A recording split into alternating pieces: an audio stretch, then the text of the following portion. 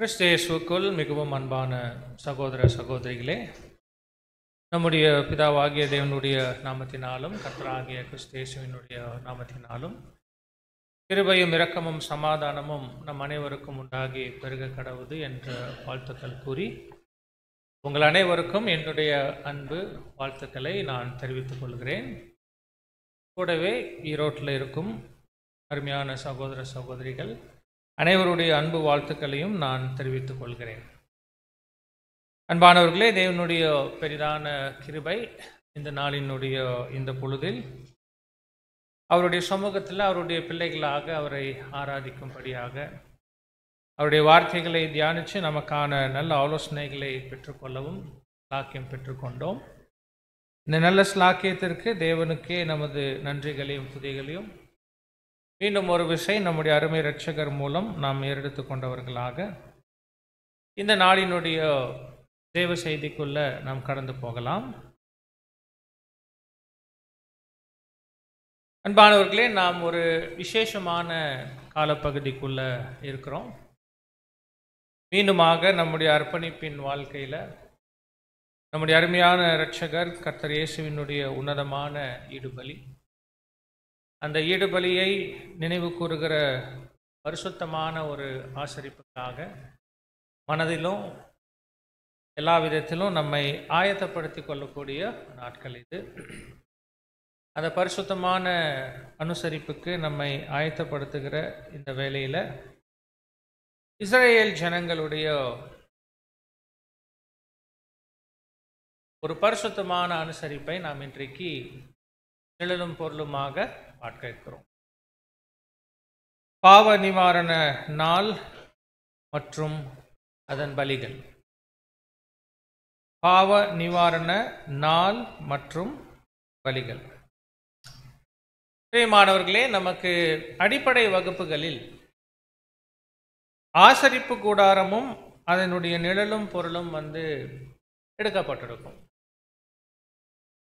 அதே ஆசரிப்பு கூடாரத்தில் இஸ்ரேல் ஜனங்கள் அவங்களுக்கான ஒரு விசேஷ பிரமாணமாக இருந்துட்ட பாவ நிவாரண பலிகளை பாவ நிவாரண நாள் அன்று அவர்கள் ஏறெடுத்தாங்க. அந்த பாவ நிவாரண நாளும் அந்த நாளில் ஆசரிப்பு கூடாரத்தில் ஏறெடுக்கப்பட்டுட்ட பலிகளும் இன்று நம்முடைய தியானமாக இருக்கு. இந்த பலிகள் குறித்து நாம் வாசிப்பது லேவியராகமம் 16ஆம் அதிகாரம் 6 இருந்து 10 வசனங்கள் முடிய வாசிக்கலாம். லேவியராகமம் 16ஆம் அதிகாரம் 6ஆம் வசனம் முதல். பின்பு ஆரோன் தனக்காகவும் தன் வீட்டாருக்காகவும் பாவ நிவர்த்தி செய்யும்படிக்கு தன்னுடைய பாவ நிவாரண பலியின் காளையை சேர பண்ணி அந்த 2 வெள்ளாட்டு கடாக்களையும் கொண்டு வந்து ஆசரிப்பு கூடார வாசலிலே கர்த்தருடைய சந்நிதியில் நிறுத்தி அந்த 2 வெள்ளாட்டு கடாக்களையும் குறித்து கர்த்தருக்கென்று ஒரு சீட்டும் போக்காடாக விடப்படும் வெள்ளாட்டு கடாவுக்காக ஒரு சீட்டும் போட்டு கர்த்தருக்கென்று சீட்டு விழுந்த வெள்ளாட்டு கடாவை பாவ நிவாரண பலியாக சேர பண்ணி போக்காடாக விடப்பட்ட சீட்டு விழுந்த வெள்ளாட்டு கடாவை அதை கொண்டு பாவ நிவர்த்தி உண்டாக்கவும் அதை போக்காடாக வனாந்தரத்திலே போகவிடவும் கர்த்தருடைய சந்நிதியில் உயிரோடே நிறுத்தி போதும். அன்பானவர்களே, இந்த வசனத்தில் நாம் பார்க்கும்போது பிரதான ஆசாரியனாகிய ஆரோன் இஸ்ரேல் ஜனங்களுடைய பாவங்கள் நிவர்த்தி செய்யும் பொருட்டு ஒரு காளையை பலி செலுத்துகிறார். இதை தனக்காகவும் தன் வீட்டாருக்காகவும் என்று வசனத்தில் நம்ம அங்கே வாசிக்கிறோம். அதற்கு பிற்பாடு, அதாவது காளையை தனக்காகவும் தன்னுடைய வீட்டாருக்காகவும் பலி செலுத்தினதற்கு பின்பு 2 வெள்ளாட்டு கடாக்களை கர்த்தருக்கு முன்பாக பரிசுத்த ஸ்தலத்தில், அதாவது வாசலில் அங்கே சேர பண்ணுகிறார். பிற்பாடு அந்த 2 வெள்ளாட்டு கடாக்கள் பேரிலும் சீட்டு போடப்படுது. எதற்கு என்று கேட்டால், கர்த்தருடைய ஆடு எது, போக்காடு எது என்று அந்த 2 ஆட்டுகளையும் மீது அந்த ஒரு சீட்டு போடப்படுது. கர்த்தருடைய ஆடு என்று எந்த ஆட்டின் மீது சீட்டு விழப்பெறுகிறதோ அந்த கர்த்தருடைய ஆட்டை ஆரோன் பலி செலுத்துறார். காளையினுடைய பலியை தொடர்ந்து இந்த வெள்ளாட்டு கடானுடைய பலியும் அங்கு நிறைவேற்றப்படுது. 2 ஆடுகளில் ஒன்று கர்த்தருடைய ஆடாக பலி செலுத்தப்பட்டிடுது. ஆனா போக்காடு என்று சீட்டு விழப்பெற்ற ஆடு இருக்கு இல்லையா, இதை கர்த்தருக்கு முன்பாக உயிரோட வனாந்தரத்துல விட்டுடுறார். அன்பானவர்களே, பார்ப்பதற்கு அல்லது வாசிப்பதற்கு ரொம்ப எளிமையான ஒரு நிழல் அங்க நம்ம பார்க்கிறோம். ஆசரிப்பு கூடாரம், பாவ நிவாரண நாள் முதலில் காளை பலியாக செலுத்தப்படுது. பிற்பாடு அதை தொடர்ந்து ஒரு வெள்ளாட்டு கடா பலியாக செலுத்தப்படுது.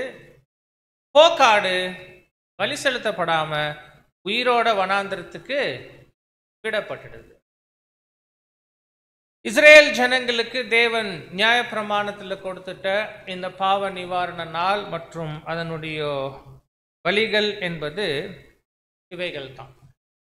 அன்பானவர்களே, இது அவங்களுடைய பரிசுத்தமான அனுசரிப்புல ரொம்ப முக்கியமான ஒன்றாக இருக்கு.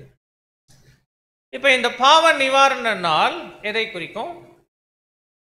அந்த பாவ நிவாரண நாள் அன்று செலுத்தப்பட்ட இந்த 2 பலிகள், காளை பலி, வெள்ளாட்டுக்கடா பலி, எதை குறிக்கும்?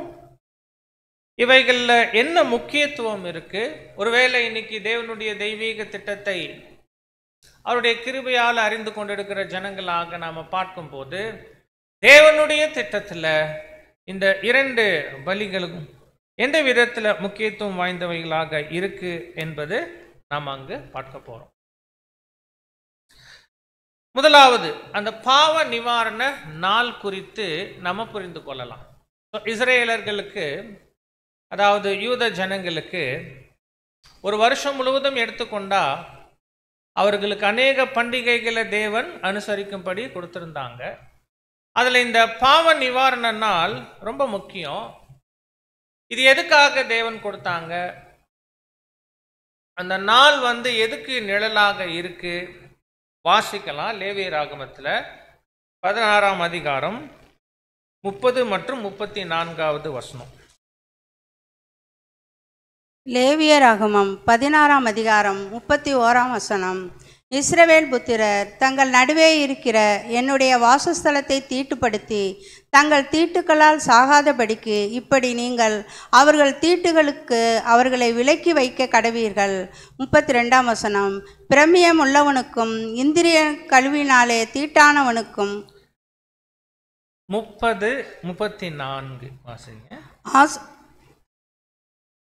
இப்படி வருஷத்தில் ஒரு முறை இஸ்ரேல் புத்திரருக்காக அவர்களுடைய சகல பாவங்களுக்கும் பாவ நிவர்த்தி செய்வது உங்களுக்கு நித்திய கட்டளையாய் இருக்க கடவது என்று சொல் என்றார். கர்த்தர் மோசேக்கு கட்டளையிட்டபடியே ஆரோன் செய்தான். ஆமா, நான் வாசிக்கிறேன் ஒரு முறை. கர்த்தருடைய சந்நிதியில் உங்கள் பாவம் எல்லாம் நீங்கி சுத்திகரிக்கும்படி அந்நாளில் உங்களை சுத்திகரிக்கும் பொருட்டு உங்களுக்காக பாவ நிவர்த்தி செய்யப்படும். இப்படி வருஷத்துல ஒரு முறை இஸ்ரேல் புத்திரருக்காக அவர்களுடைய சகல பாவங்களுக்கும் பாவ நிவர்த்தி செய்வது உங்களுக்கு நித்திய கட்டளையாய் இருக்க கடவுது என்று சொல் என்றார். கர்த்தர் மோசேக்கு கட்டளையிட்டபடியே ஆரோன் செய்தான். அப்ப அன்பானவர்களே, ரொம்ப எளிமை. இந்த பாவ நிவாரண நாள், ஒருவேளை இந்த வார்த்தையை பிரித்து பார்த்தா பாவத்தை நிவர்த்தி செய்கிற நாள், பாவத்தை நீக்கி போடுகிற நாள், அதுதான் பாவ நிவாரண நாள். இந்த பாவ நிவாரண நாள் இஸ்ரேல் ஜனங்கள் தங்களுடைய பாவங்கள்ல எல்லாம் இருந்து கழுவப்படுவதற்காக, அதன் மூலம் அவங்களுடைய பாவங்கள் நீக்கி போடுவதற்கான தேவன் அவர்களுக்கு கொடுத்துட்ட ஒரு பிரமாணமாக அங்க இருக்கு. எப்படி அந்த பாவ நிவாரண நாள்ல அவங்களுடைய பாவங்கள் நிவர்த்தி ஆச்சு பாருங்க. இது வருஷத்துக்கு ஒரு முறை. அப்போ ஒரு வருஷம் முழுவதும் இஸ்ரேல் ஜனங்களுடைய பாவங்களை அந்த பாவ நிவாரண நாள் அன்று நீக்கி போடப்பட்டது, நிவர்த்தி செய்யப்பட்டது. எப்படி நிவர்த்தி செய்யப்பட்டது அல்லது நீக்கி போடப்பட்டது என்று கேட்டால், அந்த நாளில் அவர்கள் ஏறெடுத்துட்ட அந்த பலிகள். அதுல முதல் பலி என்னன்னு பார்த்தோம், காலை பலி. பாடம் கொஞ்சம் பெரிது, நிதானமா நாம் அங்க போலாம். காலையின் பலியை முதல்ல தியானிப்போம். அந்த காலை பலி செலுத்தப்பட்ட விதம் எப்படி, நிழல்ல அந்த விதம் கவனிப்போம். அப்புறம் அந்த அந்த காலை பலியினுடைய நிஜம், பொருள், அர்த்தம் என்னன்னு பார்த்துடுவோம். அதே மாதிரி வெள்ளாட்டுக்கடா பலி நம்ம பார்க்கலாம். கடைசியாக போக்காட்டினுடைய நிலையும் நாம் பார்க்கலாம். இந்த மூன்று விஷயத்தையும் முதலில் நிழலை பார்த்து அப்புறம் என்ன பண்ணலாம், நிஜத்துக்குள்ள போகலாம். சின்ன சின்ன மைன்யூட் டீடைல்ஸ் அங்கே இருப்பதினால நிதானமாக நாம் அங்கு பார்ப்போம். முதலாவது, இந்த பாவ நிவாரண நாள் அன்று ஏறெடுக்கப்பட்ட பலியாக காளையினுடைய பலி. இது அந்த நாளினுடைய முதல் பலி. இது பிரதான ஆசாரியனாகிய ஆரோன் யாருக்காக பலி செலுத்தினாங்க என்று கேட்டா, வசனம் என்ன சொல்லுது, தனக்காகவும் தன் வீட்டாருக்காகவும் என்று அங்க வாசிக்கிறோம். இப்ப இந்த காளையினுடைய பலி செலுத்தப்பட்ட போது ஆசரிப்பு கூடாரத்தில் சில விஷயங்கள் பிரகாரத்தில் செய்யப்பட வேண்டி இருந்துச்சு, சில விஷயங்கள் பரிசுத்த ஸ்தலத்தில் செய்யப்பட வேண்டி இருந்துச்சு, சில விஷயங்கள் மகா பரிசுத்த ஸ்தலத்தில் செய்யப்பட வேண்டி இருந்துச்சு. இப்போ நம்ம முழுமையாக பார்ப்பது கொஞ்சம் புரிந்து கொள்வதற்கு சிரமமாக இருக்கும். அதனால் இந்த காளையை பலி செலுத்தும் போது பிரதான ஆசாரியன் ஆரோன் முதலில் பிரகாரத்தில் என்ன செஞ்சாங்க பார்ப்போம், அப்புறம் பரிசுத்த ஸ்தலத்தில் என்ன செஞ்சாங்க பார்ப்போம், கடைசியாக மகா பரிசுத்த ஸ்தலத்தில் என்ன செய்தாங்க என்று பார்ப்போம். அப்படி பிரித்து பிரித்து பார்க்கும்போது புரிஞ்சுக்கிறதுக்கு ரொம்ப லகுவாக நமக்கு அங்கே இருக்கும்.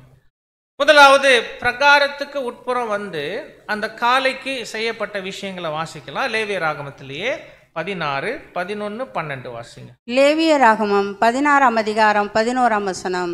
பின்பு ஆரோன் தனக்காகவும் தன் வீட்டாருக்காகவும் பாவ நிவர்த்தி செய்யும்படி தன்னுடைய பாவ நிவாரணத்துக்காக காளையை கொண்டு அதை கொன்று கர்த்தருடைய சந்நிதியில் இருக்கும் பலிபீடத்தின் மேலுள்ள நெருப்பு தலனினால் தூப கலசத்தை நிரப்பி பொடியாக்கப்பட்ட சுகந்த தூப வர்க்கத்திலே தன் கைப்பிடிகள் நிறைய எடுத்து திரைக்கு உட்புறமாக கொண்டு அவ்வளவுதான். பாருங்க, இப்ப முதலாவது காளையை பலி செலுத்தும் போது ஆரோன் செய்ய வேண்டிய விஷயம், அந்த காளையை கொண்டு பிரகாரத்துக்குள்ள பரிசுத்த ஸ்தலத்தினுடைய வாசலுக்கு முன்பாக அதை அவர் என்ன பண்றாரு, பலியாக செலுத்துறார். பலி செலுத்தின பின்பு அதனுடைய இரத்தத்துல கொஞ்சம் எடுத்து வைத்துக்கிறார். பிற்பாடு அந்த பலி என்ன ஆயிடும், பலிபீடத்தின் மீது வச்சு தகனிக்கப்பட்டுடும். பின்பு தூப கலசத்தை எடுத்துக்கொண்டு அந்த பலிபீடத்துல இருக்கக்கூடிய அக்னி தழலை எடுத்து அந்த தூப கலசத்துல நிரப்புறார். கூடவே மூன்றாவதா ஒன்றை தன் கையில எடுக்கிறாரு. என்ன எடுக்கிறாரு, தூப வர்க்கம். அவ்வளவுதான். பாருங்க, இப்போ காளை பலியிடப்பட்டது, அதனுடைய இரத்தத்துல கொஞ்சம் எடுத்துக்கிட்டார். பின்பு பலிபீடத்தில் இருந்து அக்னி தழலை எடுத்து தூப கலசத்தை நிரப்பிக்கிறார். அப்புறம் கை நிறைய என்ன பண்றாங்க, தூப வர்க்கத்தை எடுத்துக்கிறாங்க. ஸோ காளையினுடைய பலி செலுத்தப்படுவதில் பிரகாரத்தில் நடப்பது இந்த 3 விஷயம் நடக்குது. இதற்கப்புறம் அவர் பரிசுத்த ஸ்தலத்துக்குள்ள பிரவேசிக்கிறாங்க. பரிசுத்த ஸ்தலத்துக்குள்ள பிரவேசிக்கும் போது வாசிங்க 16ஆம் அதிகாரம் 13ஆம் வசனம். 16ஆம் அதிகாரம் 13ஆம் வசனம். தான் சாகாதபடிக்கு தூப மேகமானது சாட்சி பெட்டியின் மேல் இருக்கும் கிருபாசனத்தை மூடத்தக்கதாக கர்த்தருடைய சந்நிதியில் அக்னியின் மேல் தூப வர்க்கத்தை போட கடவன். ஆமா, பாருங்க, இப்போ பரிசுத்த ஸ்தலத்துக்குள்ள அவர் செய்கிற விஷயம் என்ன என்று பார்க்கும்போது இந்த ஒன்று அவர் செய்கிறார். இப்போ பரிசுத்த ஸ்தலத்துக்குள்ள வந்த உடனே சொல்லுங்க, லெஃப்ட்ல என்ன இருக்கும்? பொன் குத்து விளக்கு. ரைட்ல என்ன இருக்கும்?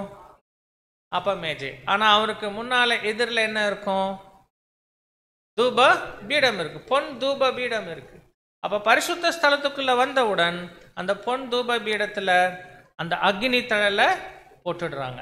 கொண்டு வந்தாங்க இல்லையா தூப கலசத்துல அக்னி தழல், அந்த அக்னி தழலை போட்டுடுறாங்க.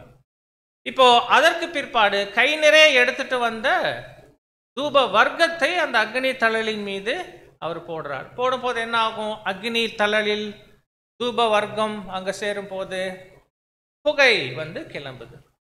இந்த புகை என்ன ஆகணும் என்று கேட்டா, பரிசுத்த ஸ்தலத்தை நிரப்பணும், பிற்பாடு மகா பரிசுத்த ஸ்தலத்துக்குள்ள போகணும். மகா பரிசுத்த ஸ்தலத்துல என்ன இருந்துச்சு? உடன்படிக்கை பெட்டி இருந்துச்சு. அதன் மேல் பகுதி கிருபாசனம் என்று அழைக்கப்படும். அந்த கிருபாசனத்தை அந்த அந்த புகை என்ன ஆகணும்? மூடணும். ஏன் மூடணும்? எதுக்கு மூடணும்?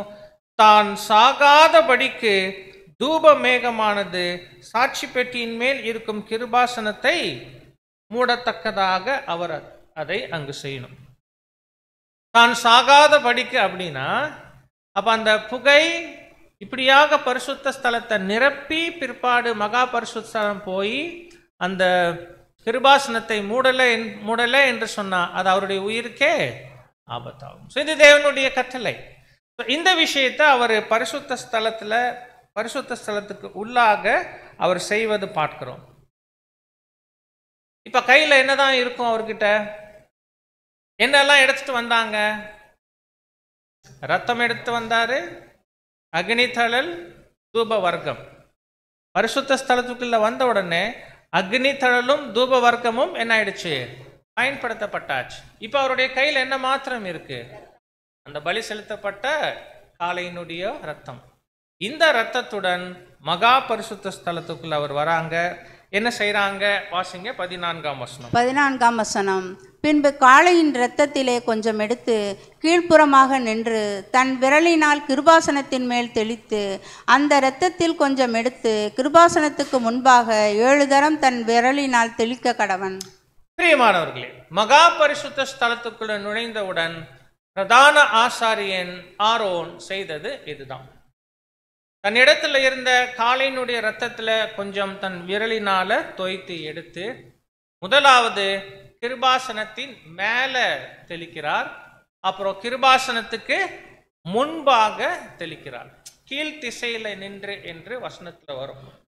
அப்போ அந்த தெளிக்கிற விதம் எப்படி இருக்கும்னா, முதலில் கிருபாசனத்துக்கு மேல அப்படிங்கும் போது இப்படி மேலிருந்து கீழ்த்திசை நோக்கி தெளிக்கிறாங்க. அப்புறம் கிருபாசனத்துக்கு முன்புங்கும் போது இப்படி தெளிக்கிறாங்க. எவ்வளவு முறை தெளிக்கிறாங்க? 7 முறை தெளிக்கிறாங்க. ஒருவேளை அது தெளிக்கப்படுகிற விதம் பார்க்கும் போது நமக்கு பாருங்க, அந்த ஏரோ மார்க் அழகா போட்டு எடுக்கிறாங்க பாருங்க. அப்போ நமக்கு அங்க என்ன ஒரு உருவம் வரும்? ஒரு சிலுவை வருகிற மாதிரி அங்கு தெளிக்கப்படுது.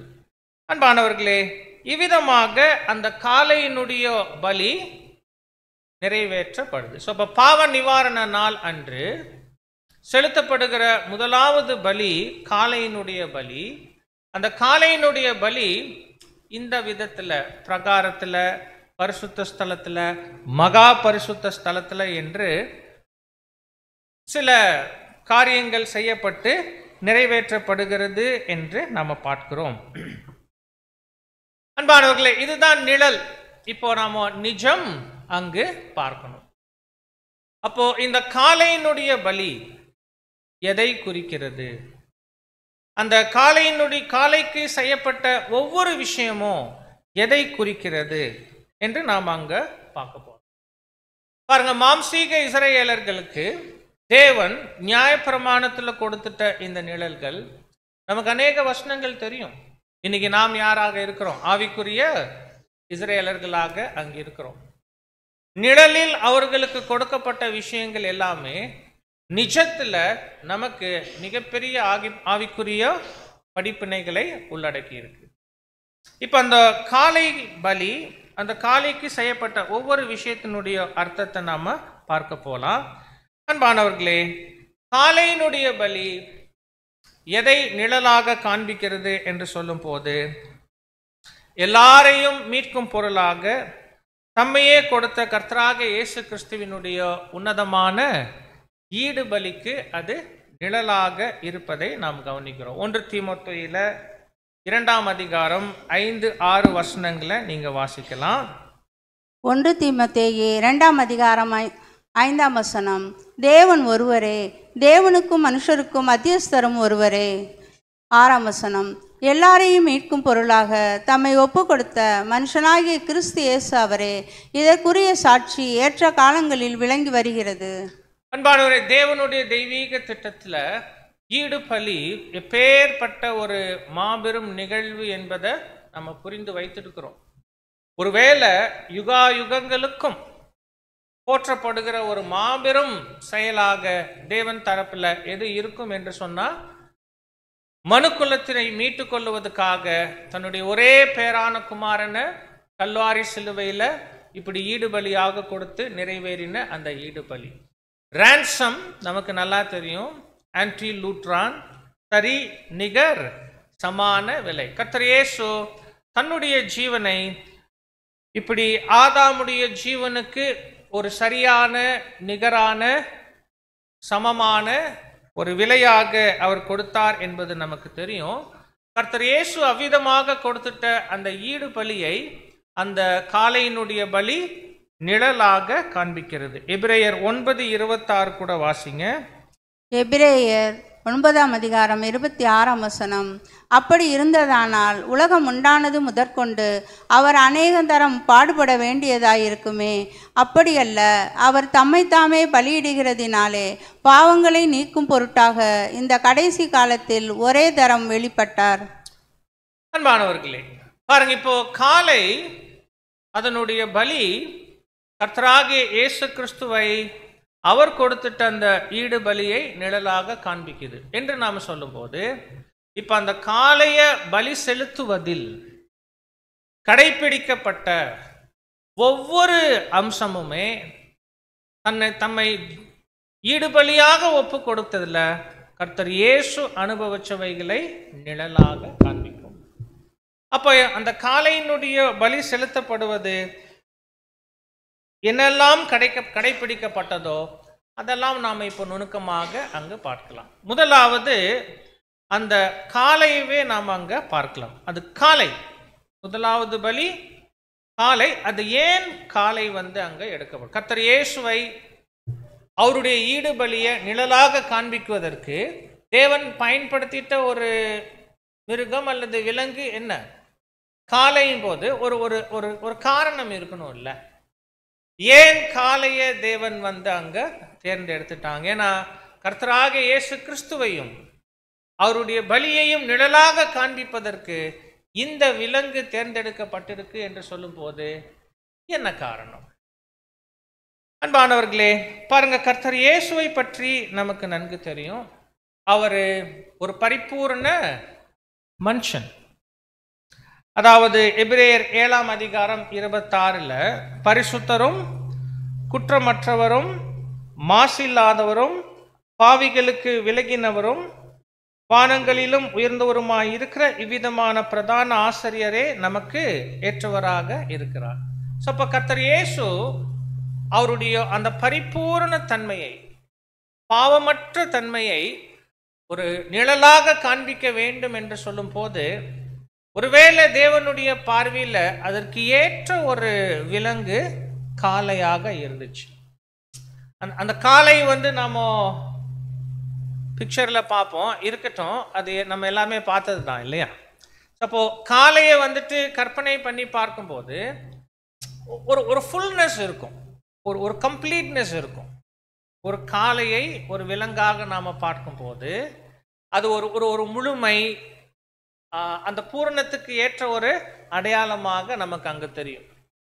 அதை விட பெரிய விலங்குகள் இருக்கலாம், அதை விட சின்ன விலங்குகள் இருக்குது, அவ்வளவா. அப்போ காளை நம்ம பார்க்கும்போது ரொம்ப எளிமையாக பரிபூர்ண கர்த்தர் அவருடைய பரிபூர்ண மாம்சீகத்தை நிழலாக காண்பிக்கக்கூடிய விலங்காக நாம் அங்கு பார்க்கிறோம்.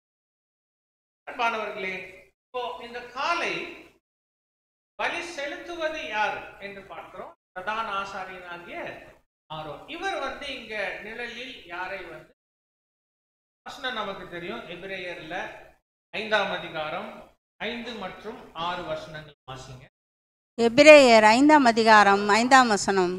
அந்தபடியே கிறிஸ்துவும் பிரதான ஆசாரியராய் இருக்கிறதற்கு தம்மைத்தாமே உயர்த்தவில்லை.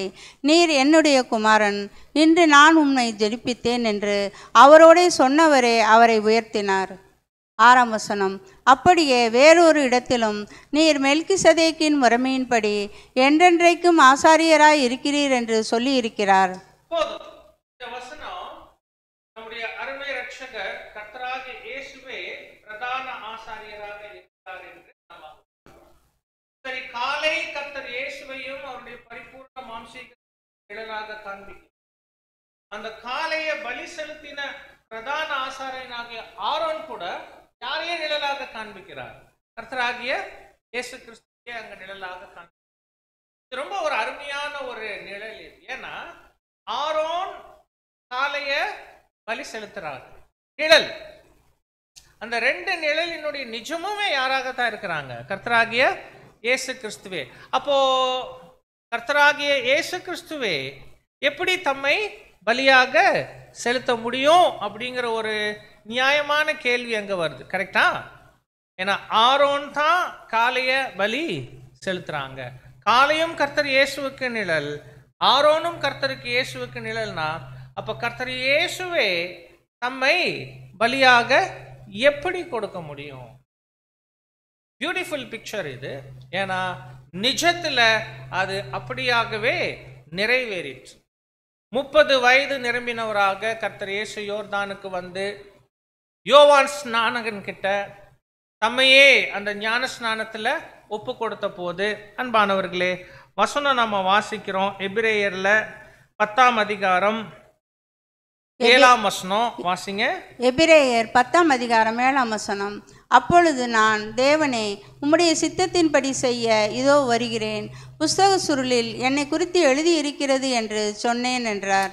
அன்பானவர்களே, கர்த்தர் இயேசு தம்மையே வந்து தேவனுடைய சுத்தம் செய்வதற்காக அந்த பலியினால் ஆன உடன்படிக்கைக்குள்ள ஒப்பு கொடுத்தாங்க. ஒப்பு கொடுத்த போது அவருடைய மனநிலை வந்து இந்த வசனத்துல ரொம்ப தெளிவாக அங்க இருக்கு. அந்த வசனம் என்ன பார்க்கிறோம்? தேவனே, உம்முடைய சித்தத்தின்படி செய்ய இதோ வருகிறேன், புஸ்தக சுருளில் என்னை குறித்து எழுதியிருக்கிறது என்று சொன்னேன் என்றார். பாருங்க, இப்போ யோவான் ஸ்நானகன் கிட்ட கர்த்தர் இயேசு வந்து தம்மையே அர்ப்பணித்த போது பாருங்க, அந்த செயலை நாம என்னன்னு தான் சொல்லுவோம்.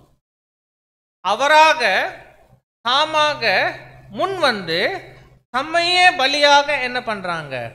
அர்ப்பணிக்கிறாங்க இல்லையா? அதுக்கு பேர் தான் நாம் என்ன சொல்றோம் ஆங்கிலத்துல? Self sacrifice. சுயமாக முன் வந்து தாமாக அந்த பலியில ஒப்பு கொடுக்கிறாங்க. இதுதான் நிழல ரொம்ப அருமையா இருக்கு. ஆரோன் கர்த்தர் இயேசுவை நிழலாக காண்பிக்கிறாங்க. காலை கர்த்தர் இயேசுனுடைய பரிபூர்ண மாம்சீகத்தை நிழலாக காண்பிக்கிறது. ஆரோனே அதை அங்க பலி செலுத்துறார் என்பது கர்த்தர் இயேசுவே தாமாக முன் வந்து தம்முடைய பரிபூர்ண மாம்சீகத்தை என்ன பண்றாங்க? பலியாக செலுத்துறாங்க. நிழல் குறித்து சகோதரர் ரசல் அவர்கள் எழுத்துக்கள்ல ஒரு விஷயம் நாம படிப்போம்.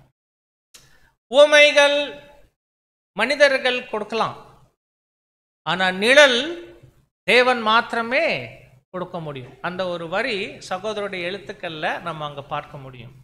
எவ்வளவு அருமையாக அங்க சொல்லப்பட்டிருக்கு. கர்த்தர் இயேசு தானாக வந்து தம்மையே பலியாக கொடுப்பதை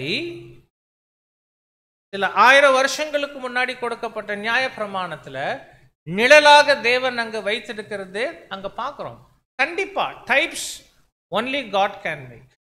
நிழல்கள் என்று சொல்லும் போது மற்ற நிழல்கள் எல்லாம் நம்ம படிச்சிருக்கிறோம் இல்லையா? அதெல்லாம் நினைத்து பாருங்க. ஒரு மனிதனுடைய வாழ்க்கை, அதுல யதார்த்தமாக நடக்கக்கூடிய நிகழ்வுகள் எல்லாவற்றையும் அப்படியே இங்க யாரோ ஒருத்தருடைய வாழ்க்கைக்கு பொருத்தி இருப்பாங்க. அப்போ தேவனுடைய வல்லமையான செயலாக நாம் அதை அங்கு பார்க்கிறோம். இப்போ அன்பானவர்களே, கர்த்தர் இயேசு பாருங்க, அந்த காலை பலி செலுத்தப்பட்டு படுது என்று நாம் அங்க பார்க்கிறோம். அப்புறம் ஆரோன் என்ன எடுத்தாங்க? கை நிறைய அந்த பொடியாக்கப்பட்ட தூப வர்க்கம். பாருங்க, அது தூப வர்க்கம் என்று சொல்லும் போது ஒரு வாசனைக்காக பயன்படுத்துகிற ஒரு பொடி, அக்னியில போட்டு புகை எழுப்பி ஒரு ஒரு ஒரு சுகந்த வாசனை வருவதற்காக ஏற்படுத்தப்படுவது. அந்த அடையாளங்களை நன்கு பார்த்துட்டோம்னா நமக்கு அதனுடைய அர்த்தத்தை கூட நல்லா புரிந்து கொள்ள முடியும். அப்ப இந்த பொடியாக்கப்பட்ட தூப வர்க்கம் எதை குறிக்குது என்று சொல்லலாம் அப்படின்னா, கர்த்தர் இயேசு 30 வயது வரைக்கும் தனக்குள்ள வளர்த்து பெற்று கொண்டிருந்த குணலட்சணங்களை அது நிழலாக காண்பிக்கிறது. கர்த்தர் இயேசு 30 வயது வரைக்கும் அப்படி என்ன குணலட்சணங்களை தனக்குள்ளாக அவர் வளர்த்து பெற்று கொண்டிருந்தாங்க, அதை பற்றி வேத வசனங்கள் என்ன சொல்லுது? லூக்கா 2ஆம் அதிகாரத்துல 52ஆம் வசனம் நீங்க வாசிங்க. லூக்கா 2ஆம் அதிகாரம் 52ஆம் வசனம். இயேசுவானவர் ஞானத்திலும் வளர்த்தியிலும் தேவ கிருபையிலும் மனுஷர் தயவிலும் அதிகமாய் விருத்தி அடைந்தார். ஆமா, பாருங்க, இயேசுவானவர் ஞானத்துல வளர்த்தியில தேவ கிருபையில மனுஷர் தயவுல அதிகமாய் ஆமா விருத்தி ஆனாங்க. அப்போ அன்பானவர்களே, இப்படியாக கர்த்தர் இயேசு தன்னுடைய வாலிப பருவத்துல ஒருவேளை அவர் பெற்றுக்கொண்ட அந்த குணலட்சணங்கள் 30 வயது நிரம்பினவராக வந்து நிற்கும் போது அவர்கிட்ட இருந்த குணலட்சணங்கள் எல்லாவற்றையும் அந்த நொறுக்கப்பட்ட அல்லது பொடியாக்கப்பட்ட தூப வர்க்கம் அங்கு நிழலாக காண்பிக்குது. இதை ஆரோன் எவ்வளவாக எடுக்கிறாங்க? எவ்வளவு எடுக்கிறாங்க? அது ஒரு அளவு பாருங்களேன். பிரதான ஆசாரியன் அந்த காளையை பலியாக செலுத்தும் போது அவர் தூப வர்க்கம் எடுக்கணும். ஆனா எவ்வளவு எடுத்தா போதும் அப்படின்னு தேவன் நியமிச்ச மாதிரி இருக்கு. அவர் கைக்கு எவ்வளோ கிடைக்குதோ அவ்வளவும் என்ன பண்ணணும்? அவரு அங்க எடுக்கணும்.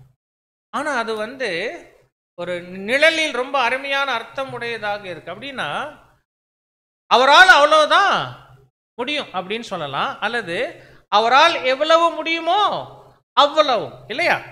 ஏன்னா இப்போ தூப வர்க்கத்துல கையை நம்ம வைத்து முழுவதும் எடுக்கிறோம் அப்படிங்கும் போது இந்த கையில வருவதெல்லாம் அந்த கெப்பாசிட்டி என்னன்னு நம்ம சொல்லலாம்.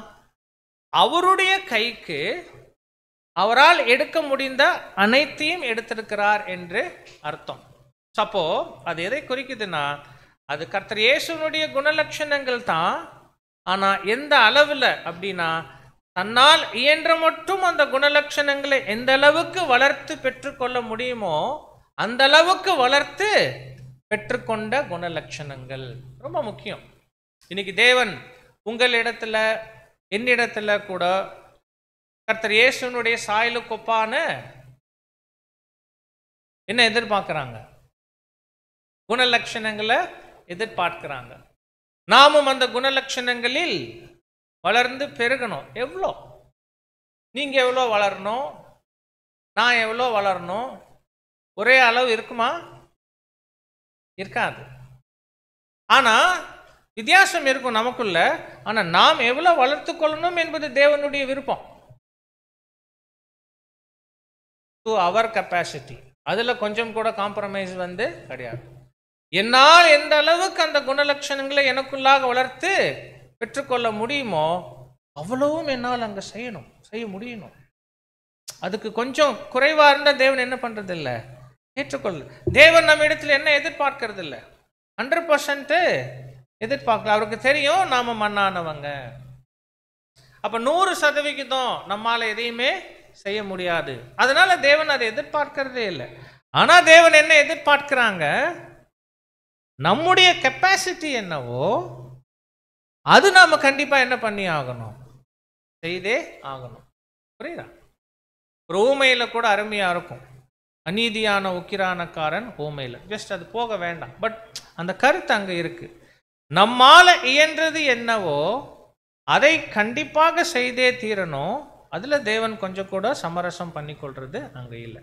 சரி, ஜஸ்ட் கர்த்தர் இயேசு தன்னால் இயன்ற அளவு அந்த குணலட்சணங்களை வளர்த்தி பெற்று கொண்டிருந்தவராக 30 வயது நிரம்பினவராக வந்தபோது இருந்ததை அங்க குறிக்குது. அக்னி தழல், அந்த அக்னி தழல் எதை குறிக்கும்? ஏன்னா ஆசாரியன் காளைய பலி செலுத்திட்டு தூப வர்க்கம் எடுத்தாங்க, கை நிறைய என்னன்னு பார்க்குறோம். அதே சமயத்தில் அக்னி தழல் எடுத்தார் இல்லையா? இந்த அக்னி தழல் எதை நிழலாக காண்பிக்கிறது என்று சொல்லும் போது பாருங்க, இது காளையினுடைய பலி சம்பந்தமா பார்க்கிறோம். காளையினுடைய பலி செலுத்தப்படுகிறது சம்பந்தமா அக்னி தழல் அங்க எடுக்கப்படுது. கர்த்தர் இயேசு பலி ஆனது தொடர்பா இந்த அக்னி தழல் எதை குறிக்குது என்று சொல்லும் போது அவர் எதிர்கொண்ட உபத்திரவங்கள், எதிர்ப்புகள், பாடுகள், அக்னி மாதிரியான அனுபவங்கள். அதாவது குருடாக்கப்பட்ட ஜனங்களின் மத்தியில கர்த்தர் இயேசு பிறந்தாங்க, 30 வயசு வரைக்கும் வாழ்ந்தாங்க. அதற்கப்புறம் அர்ப்பணித்து ஒரு 3.5 வருஷம் அவர்கள் மத்தியில தேவ சித்தம் செய்தாங்க எனும் போது இப்படி குருடாக்கப்பட்டு இருந்த ஜனங்களுடைய அறியாமையினால அவருக்கு நேர்ந்துட்ட எதிர்ப்புன்னு சொல்லலாம், உபத்திரவங்கள் என்று சொல்லலாம். இதெல்லாம் கர்த்தர் இயேசுவுக்கான கடினமான அனுபவங்களாக இருந்திருக்கும். ஒரு அக்னிக்குள்ள கடந்து போற மாதிரியான அனுபவங்களாக இருந்துட்டு இருக்கும். அப்போ கர்த்தர் இயேசு இப்படியாக எதிர்கொண்ட எதிர்ப்புகளை, உபத்திரவங்களை அந்த அக்னி நிழலாக காண்பிக்கிறது. அக்னி தழல். கூடவே அவர் அந்த காளையினுடைய இரத்தத்தையும் எடுத்துக்கொண்டது. இரத்தம் எதை அடையாளம்? காளை கர்த்தர் இயேசுவை என்று சொல்லும் போது, அதனுடைய பலி கர்த்தர் இயேசுனுடைய பலி என்று சொல்லும் போது அந்த இரத்தம் எதை குறிக்குது? அவர் பலி செலுத்தின அந்த ஜீவன். ஏன்னா வசனம் வாசிக்கிறோம் இல்லைங்களா? மாம்சத்தினுடைய உயிர் எங்க இருக்கு? ஜீவன் எங்க இருக்கு? இரத்தத்துல இருக்கு என்று நாம பார்க்கிறோம். அப்ப அன்பானவர்களே பாருங்க, இப்ப காளை கர்த்தர் இயேசுவை, அதன் பலி கர்த்தர் இயேசுனுடைய உன்னதமான மரணத்தை அங்க நிழலாக காண்பிக்குது. அது சம்பந்தமான ஒவ்வொரு இன்ஸ்ட்ரக்ஷன்ஸும் கர்த்தர் இயேசு தம்மையே பலியாக ஒப்பு கொடுத்ததில்ல, எதிர்கொண்ட அல்லது கடந்து போன அனுபவங்களை நமக்கு காண்பிக்கிறது. இப்போ இந்த மூன்றையும் எடுத்துக்கொண்டு அவர் பரிசுத்த ஸ்தலத்துக்குள்ள அங்க வருகிறாங்க. அப்போ பரிசுத்த ஸ்தலத்துல பரிசுத்த ஸ்தலத்துல கொஞ்ச நேரம் ஆரோன் வந்து அங்க செலவிட வேண்டியது இருக்குது. ஏன்னா அந்த தூப பீடத்துல அவர் என்ன போடுறாங்க? கவனம் போயிடுச்சு. முதல்ல அக்னி தழல் போடணும், அதன் மீது தூப வர்க்கம் போடணும். அந்த புகை என்ன ஆகணும்? பரிசுத்த ஸ்தலத்தை நிரப்பணும். அப்புறம் அங்கிருந்து எங்க போனோம்? இது வரைக்கும் அவர் அங்க இருக்க வேண்டி இருந்துச்சு இல்ல? அப்போ நீங்க சொல்லுங்க, அப்போ அது எதுக்கு நிழலாக? கர்த்தரையே, அதாவது ஆரோன் பரிசுத்த ஸ்தலத்துல செலவிட்ட அந்த நேரங்கள் அப்படியே நிஜத்துல எதுக்கு நாம பொருத்தி புரிந்து கொள்ளலாம். ஆரோன் யாருக்கு நிழல்? பரிசுத்த ஸ்தலம் என்று சொன்னா அந்த ஸ்தலம் எதுக்கு நிழல்? பரிசுத்த ஸ்தலம் எதுக்கு நிழல்? பிரகாரம்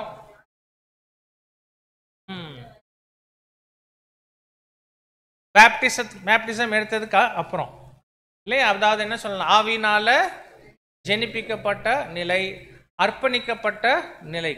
அப்போ பரிசுத்த ஸ்தலத்துல அதாவது பிரதான ஆசாரியன் ஆரோன் செலவிட்ட அந்த ஒரு சில நேரங்கள், இது கர்த்தர் இயேசு உடன்படிக்கை செய்து ஜெனிப்பிக்கப்பட்ட புதிய சிருஷ்டியாக இந்த பூமியின் மீது அவர் கடந்து போன 3.5 வருஷ காலப்பகுதியை அது நிழலாக அங்கு காண்பிக்கிறது. அன்பானவர்களே, அப்படியாக அவர் அந்த ஆசாரியன் இருந்த நேரம் கர்த்தர் இயேசுனுடைய 3.5 வருஷ அர்ப்பணிப்பின் ஜீவியத்தை காண்பிக்குது. ஜெனிப்பிக்கப்பட்டவராக, புது சிருஷ்டியாக, தெரிந்து கொள்ளப்பட்ட நிலைமையில கர்த்தர் இயேசு 3.5 வருஷம் இருந்தாங்க. அங்க ஆரோன் என்ன செய்தாங்க? அக்னி தழல போட்டு அதன் மீது அந்த தூப வர்க்கத்தை போட்டு புகை எழுப்பினார் என்று சொல்லும் போது இந்த 3.5 வருஷம் முழுவதுமே ஒரு புதிய சிருஷ்டியாக தேவ சித்தம் செய்வதில் கர்த்தர் இயேசு மாம்சீக இஸ்ரேலர் ஜனங்கள் மத்தியில எதிர்கொண்டுட்ட எல்லா பாடுகளையும் எல்லா அனுபவங்களையுமே அங்கே குறிக்குது. இந்த மெமோரியல் சீசன் என்று சொல்லும் பொழுது நம்முடைய தியானமே எதுவாகத்தான் இருக்கு? கர்த்தராகிய இயேசு கிறிஸ்துனுடைய மரணம் நம்முடைய தியானமாக இருக்கு. அப்படின்னு சொல்லிட்டா கூட அந்த மரணத்தோடு இணைக்கப்பட்டுட்ட பாடுகள், அந்த பாடுகளின் மத்தியில அவர் குணலட்சணங்களை காண்பித்தது, பாடுகளின் மத்தியிலேயே தேவனுடைய சித்தத்தை செய்தது, இதுதானே நம்முடைய தியானமாக அங்க இருக்கு. ஏன் நம்ம அப்படி தியானிக்கிறோம்? ஏன்னா அவருடைய மரணத்தோடு நாமும் என்ன பண்ணப்பட்டிருக்கிறோம்? இணைக்கப்பட்டிருக்கிறோம். அப்போ அவருடைய மரணத்துக்கு ஒப்பான மரணத்துக்குள்ள யாரும் கடந்து போக வேண்டியதா இருக்கு, நாமும் கடந்து போக வேண்டியதா இருக்கு. போறோமா? நான் கேள்வியா கேட்கல, போறோமா அப்படின்னு கேட்டா போறோம் அப்படின்றோம். பட் இந்த சீசன்ல செய்ய வேண்டியது என்ன? பயத்தோட பக்தியோட உண்மையில் எனது இரட்சகரோடு பாடுபடுவதற்கான எனக்கான அனுபவங்களில் அனுதினமும் பாடுபடுகிறவனாக இருக்கிறேனா? அவருடைய மரணத்துக்கு ஒப்பான மரணம் என்பது என்னுடைய சரீரத்தில் நிறைவேறி கொண்டு இருக்குதா? எல்லா பாடுகள், உபத்திரவங்கள், எதிர்ப்புகளுக்கு மத்தியில் நம்மை தேவ சித்தத்துக்கு முழுமையாக ஒப்பு கொடுத்து அவர் சித்தம் செய்தது போல, ஒருவேளை இந்த மெமோரியலுக்கு நாம் எதிர்நோக்கி இருக்கோம், கடந்த மெமோரியல் இருந்து இது வரைக்கும் அப்படியான ஒரு உண்மையான அர்ப்பணிப்பின் ஜீவியத்தை நாம் வாழ்ந்துட்டு இருந்திருக்கிறோமா? இது நம்முடைய மெடிடேஷனாக அங்கே இருக்கு அன்பானவர்களே. அப்போ அந்த 3.5 வருஷம் கர்த்தர் இயேசு எதிர்கொண்ட அந்த அனுபவங்களை தான் அந்த பொன் தூப பீடத்தில் அக்னி தழலில் போட்டு அந்த தூப வர்க்கம் அதன் மீது போடப்படுவது அங்கே குறிக்குது. கர்த்தர் இயேசு பரிபூர்ண மாம்சத்தில் இந்த அனுபவங்களை எதிர்கொண்டாங்க. விளைவு என்ன? அந்த அக்னி தழலின் மீது அந்த தூப வர்க்கம் போடப்படும் போது அக்னியும் தூப வர்க்கமும் சந்திக்கும் போது என்ன ஆயிடுதாங்க? அந்த புகை எழும்புது. ஆனால் அந்த புகை எப்படிப்பட்ட வாசனையா இருக்குது? வண்டர்ஃபுல் நிழல், ரொம்ப அருமையான நிழல். அந்த 3.5 வருஷம் கர்த்தர் இயேசு தேவ சித்தம் செய்வதில்லை. இந்த எதிர்ப்புகளை, உபத்திரவங்களை அவர் எதிர்கொண்டாங்க. அதுதான் அக்னி தழல். ஆனால் அந்த அக்னி தழலை அந்த தூப வர்க்கம் சந்திக்கும் போது, தொடும்போது, அப்படின்னா இந்த எதிர்ப்புகள், உபத்திரவங்கள், பாடுகளை கர்த்தர் இயேசு அவர் தன்னால் இயன்ற மட்டும் வளர்த்து பெற்று கொண்டிருந்த குணலட்சணங்களோடு அவைகளை சந்திக்கும் போது அவர்களே, அப்படின்னா அந்த உபத்திரவங்கள், சோதனைகளுக்கு மத்தியில அவர் வெளிப்படுத்தின அந்த குணலட்சணங்கள் பாருங்க, புகையாகுது, சுகந்த வாசனையான புகை. தேவனுடைய பார்வையில அவரிடத்திலிருந்து வெளிப்பட்டுட்ட அந்த குணலட்சணங்கள் எப்படியாக பார்க்கப்பட்டது? சுகந்த வாசனை. ஏன் அது தேவன் பார்வையில சுகந்த வாசனை? அப்படி கேட்டா உங்களுடைய பதில் என்ன? ஏன் கர்த்தர் இயேசு அப்படியாக அனுபவங்களின் மத்தியில, எதிர்ப்புகளின் மத்தியில காண்பித்த, வெளிப்படுத்தின அந்த குணலட்சணங்கள் தேவன் பார்வையில சுகந்த வாசனை? ஏன்? நீங்க சொல்ற வரைக்கும் நான் வர மாட்டேன். ஜஸ்ட் அப்படி சிந்திக்கணும்ல, ஏன் அது சுகந்த வாசனை? ஏன்னா நம்முடைய குமாரன் இவ்வளோ பாடுகள் மத்தியில, எதிர்ப்புகள் மத்தியில இப்பேற்பட்ட உயர்ந்த குணங்களை காண்பிக்கும் பொருட்டு நம்மை ஒப்பு கொடுத்திருப்பது தன் சித்தம் செய்வதற்காக. யாருடைய சித்தம்? தேவனுடைய சித்தம் செய்வதற்காக. அங்க என்ன நடந்திருக்குதுன்னா, சுயம் என்ன இருக்கு, பெரிய அளவுக்கு வலியா இருக்கு. எதிர்ப்பு வருது இல்லையா, கசப்பு வருது, உபத்திரவங்கள் வருது. அதற்கெல்லாம் பதில் ஏதும் செய்திடாம, தீமைக்கு தீமை செய்திடாம, தன்னுடைய உரிமைகளை எல்லாம் விட்டு கொடுக்கணும், அவமானத்தை வாங்கணும், வாங்கி இதன் மத்தியில நல்ல குணலட்சணங்களை பிரதிபலிக்கணும். கர்த்தர் இயேசு ரொம்ப எக்ஸாக்டா செய்தாங்க. ஒருவேளை அவருடைய அந்த கடைசி நாள் அந்த உபத்திரவம் எல்லாம் நம்ம தியானிப்போம் இல்லைங்களா? நீங்க ஒருவேளை உங்களுக்கு ஞாபகம் இருந்துச்சுன்னா யோசித்து பாருங்க. ஒரு கர்த்தர் இயேசு பிலாத்துக்கு முன்னாடி எப்படி இருந்தாங்க, ஏரோதுக்கு முன்னாடி எப்படி இருந்தாங்க, அண்ணா காய்பாக்கு முன்னாடி எப்படி இருந்தாங்க, எப்ப பேசினாங்க, எப்ப பேசல, அவர் பேசின தருணங்கள் அதிகமா, பேசாம இருந்த தருணங்கள் அதிகமா? இவ்வளோ அநியாயமான குற்றச்சாட்டுகள் இல்லையா, தீமை பேச்சு, அவதூறு, பரியாசம், யாருக்கு? மாசில்லாதவர், பாவிகளுக்கு விலகினவர், எந்த குற்றமுமே செய்யாதவர். அநீதியான கைது, அநீதியான விசாரணை, அநீதியான குற்றச்சாட்டு, அநீதியான தீர்ப்பு, இவைகள் எல்லாவற்றின் மத்தியில நம்ம நிழல்ல நமக்கு அவரை பற்றி தீர்க்க தரிசனமாக சொல்லும் போது அடிக்கப்படும் ஆட்டை போல அமைதியா வாய் தரவாம அங்க இருந்தாங்க. சகோதர சகோதரிகளே, நமது அருமை இரட்சகருடைய மரணத்தை நினைவு கூறுகிறோம். அந்த மரணத்தோடு இணைக்கப்பட்ட பாடுகளின் அனுபவத்தை நாம் நினைவு கூறுகிறோம் என்று சொன்னா எக்ஸாம்பிள் நமக்கு. இன்னைக்கு அவருடைய அடிச்சுவடுகள்ல தான் நீங்க நான் அங்க கடந்து போகிறோம். உண்மையாய் இந்த பாதையில பயணிக்கிறவர்களா இருந்தா திட்டம் அந்த அனுபவம் நமக்கு நேரிடும். இது எதிர்பார்த்திருக்கணும்.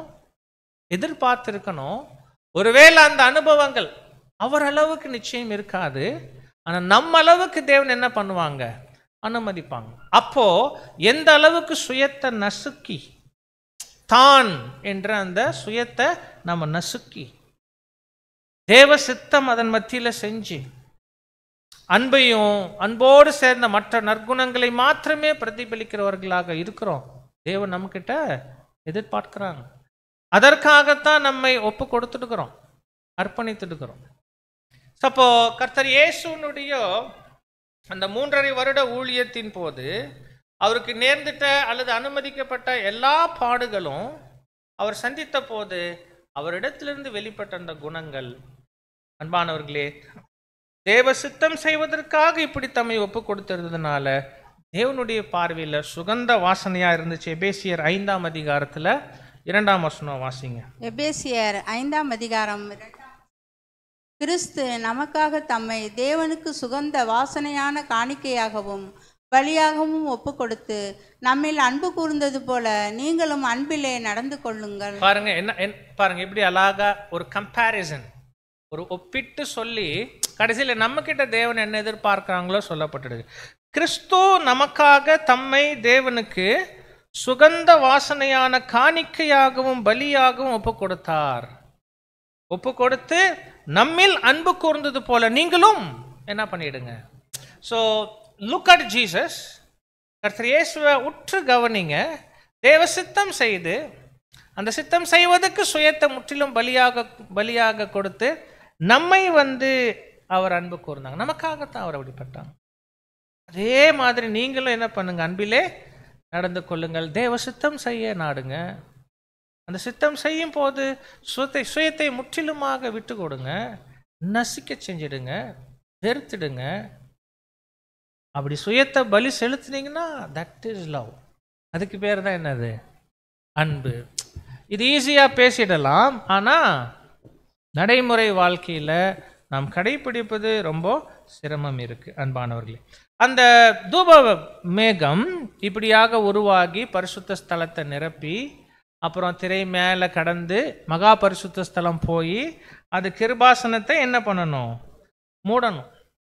அப்படிங்கும் போது அது யார் சாகாதபடிக்கு அப்படி நடக்கணும். ஆமாம், அது என்னது கண்டிஷன்? ஆரோன் கர்த்தர் இயேசுவையே குறிக்கிறார், நிழலாக காண்பிக்கிறாங்க. அப்படின்னா அன்பானவர்களே, கர்த்தர் இயேசுனுடைய இந்த பலியின் ஜீவியம் பாருங்க, அந்த கிருபாசனத்தை மூடணும். கிருபாசனம் எந்த குணலட்சணத்துக்கு நிழல்? தேவனுடைய குணலட்சணத்துல கிருபாசனம் எந்த குணத்தை நிழலாக காண்பிக்கிறது? ஏதாவது ஞாபகம் இருக்கா? ஆசரிப்பு கூடாரத்துல பார்க்கும்போது ஆமா, நீதி, அன்பு இல்ல, நீதி. அப்ப அந்த கிருபாசனத்தை மூடணும். அப்போ இப்படியாக கர்த்தர் இயேசு ஜீவிக்கிற அந்த ஜீவியம் தேவனுடைய நீதியை நிறைவேற்றணும். தேவனுடைய நீதியை நிறைவேற்றணும். ஏன்னா கர்த்தர் இயேசு யூதனாக பிறந்திருந்தாங்க. அப்படின்னா இயல்பாகவே நியாயப்பிரமாணத்துக்கு உட்பட்டவராக இருந்திருக்கிறாங்க. அவர் எந்த விதத்துல தேவனுடைய நீதியை நிறைவேற்றுகிறாங்க என்று சொல்லும்போது, நியாயப்பிரமாணத்தின் ஒவ்வொரு கட்டளைகளும் அவர் என்ன பண்ணியிருக்கணும்? நிறைவேற்றி அங்க முடிக்கணும். அப்ப அன்பானவர்களே, அப்போ ஒரு யூதனாக நியாயப்பிரமாணத்திற்கு உட்பட்டவராக அவர் தேவனுடைய நீதியை நிறைவேற்றியதை அந்த தூபமேகம், மகா பரிசுத்த ஸ்தலம், கிருபாசனத்தின் மீது அது மூடத்தக்கதாக வந்ததை அது நிழலாக காண்பிக்குது. வசனம் கலாத்தியர் 4:5 வாசிங்க. கலாத்தியர் 4ஆம் அதிகாரம் 4 மற்றும் 5 வசனங்கள்.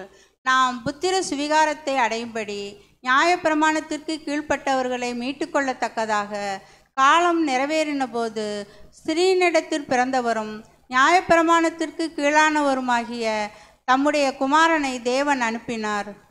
ஆமாம். ஸோ நியாயப்பிரமாணத்துக்கு கீழ்ப்பட்டவராகவே கர்த்தர் இயேசு வந்தாங்க, நிறைவேற்றியும் தீர்த்தாங்க என்று அங்கே பார்க்கிறோம். ஸோ இப்படியாக அவர் வாழ்ந்த வாழ்க்கை தான் அந்த தூபமேகம், மகா பரிசுத்த ஸ்தலம் போய் கிருபாசனத்தை மூடியதின் மூலம் நிழலாக அங்கே காண்பிக்குது. பாருங்க, இப்போ காலை பலி செலுத்தப்பட்டது, சம்பந்தப்பட்ட விஷயங்களை பார்த்தாச்சு பிரகாரத்தில்.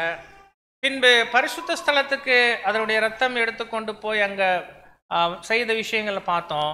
சரியா? இப்போ அவர் மகா பரிசுத்த ஸ்தலத்துக்குள்ள அங்கு போகிறாங்க.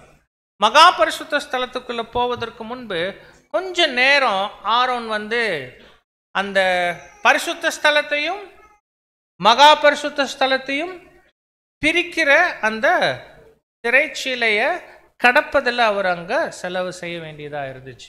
ஏன்னா அது ரொம்ப தடிமனான ஒரு திரைச்சீலை, அதன் அடியாகத்தான் போகணும் என்று அங்கே சொல்லும் போது ஒரு சில நொடிகள் எடுத்திருக்கும். ஆனாலும் நிழலும் பொருளும் என்று பார்க்கும்போது அந்த அம்சமும் கூட நமக்கு ரொம்ப முக்கியம். ஏன்னா ஆரோன் பரிசுத்த ஸ்தலத்தில் இருந்து மகா பரிசுத்த ஸ்தலத்துக்குள்ள கடந்து போகிறார் என்பது கர்த்தர் இயேசுவின் விஷயத்தில் எதை குறிக்கும்?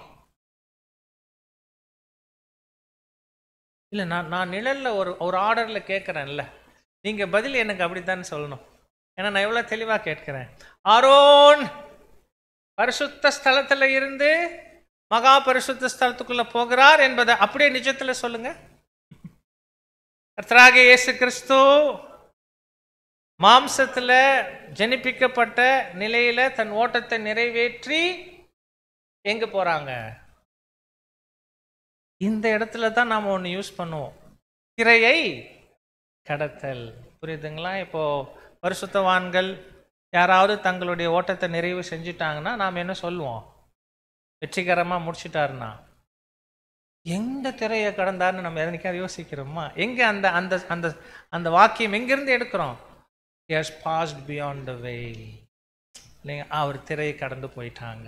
ஏன்னா மாம்சமான திரையை கடந்து போயிட்டு, ஸோ அந்த திரை அங்கே காண்பு. ஸோ அப்போ அன்பானவர்களே, ஸோ அப்போ அந்த திரைக்கு கீழே அவர் கடந்து போகிறதுக்கு எடுத்துக்கொள்ளுகிற நேரங்கள், ஒருவேளை கர்த்தர் இயேசு இப்படியாக மாம்சத்தை விட்டு அப்புறம் பரலோகத்துக்கு போவதற்கு எடுத்துக்கொண்ட நேரத்தை காமிக்குது. எவ்வளோ அது?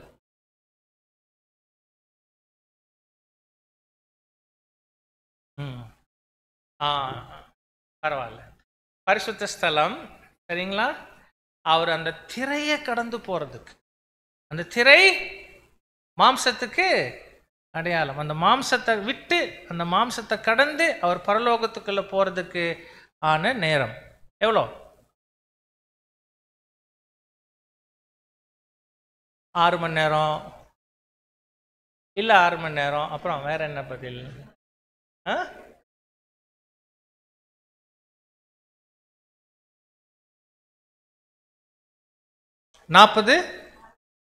40 நாள் கிட்டத்தட்ட வரீங்க. கர்த்தர் இயேசு எவ்வளவு நேரம் எடுத்துக்கொண்டாங்க? மாம்சத்துல மரிச்சு உயிர் தெழுந்து பரலோகத்துல போவதுக்கு எவ்வளவு நாள் எடுத்துக்கொண்டாங்க? 40 டேஸா? நீங்கெல்லாம் கொஞ்சம் ஆக்டிவா இருக்காத இவ்வளவு நேரம் விட்டேன், வேற ஒன்றும் இல்லை. மரிக்கிறாங்க, 3 நாள் எங்க இருக்கிறாங்க? மரண நிலையில் இருக்கிறாங்க. அதற்கப்புறம் உயிர் தெழுப்புறாங்க. எவ்வளவு நாள் பூமியில் இருக்கிறாங்க? 40 நாள். இப்போ நீங்க கஷ்டப்பட்டு கூட்டி சொல்லுங்க. 43 days.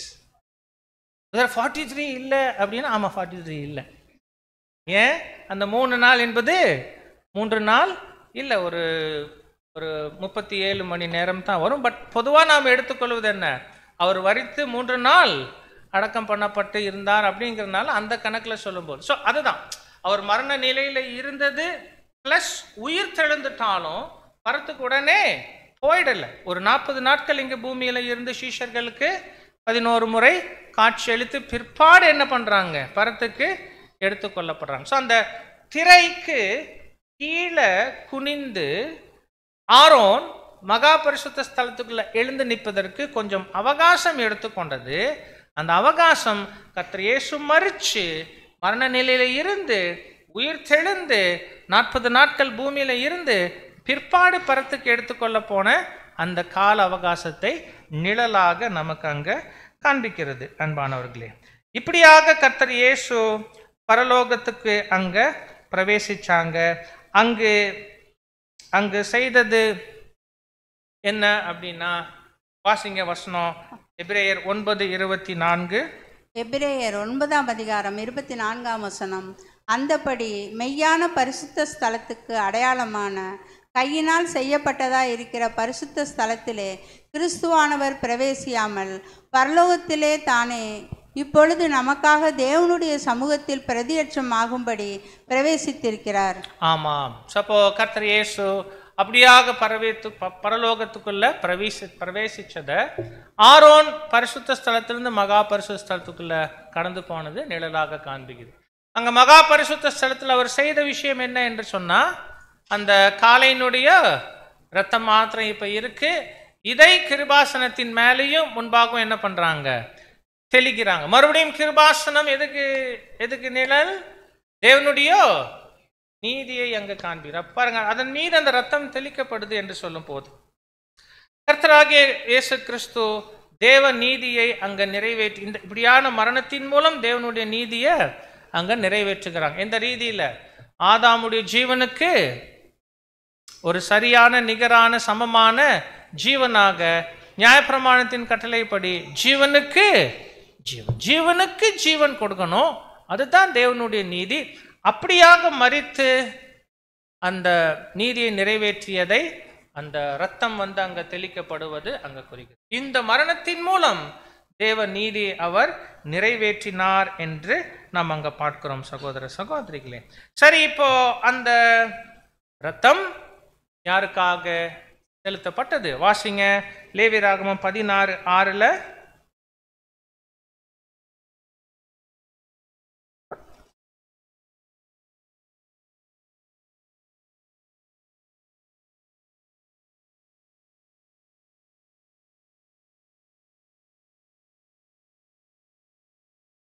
பின்பு ஆரோன் தனக்காகவும் தன் வீட்டாருக்காகவும் பாவ நிவர்த்தி செய்யும்படிக்கு தன்னுடைய பாவ நிவாரண பலியின் காளையை சேர பண்ணினாங்க.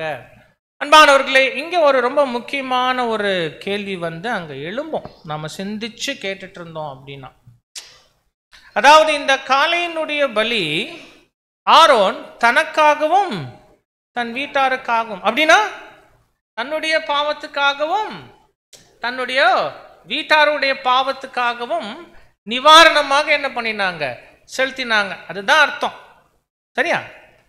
இப்ப இங்க என்ன ஒரு சின்ன சிக்கல் நமக்கு வரும்னா, தனக்காகவும் அப்படிங்கும்போது அது யாருக்குன்னு சொல்ல வருது, நிழல் ஆரோனுக்காக, ஆரோனுடைய பாவத்துக்காக அந்த பலி செலுத்தப்படுது.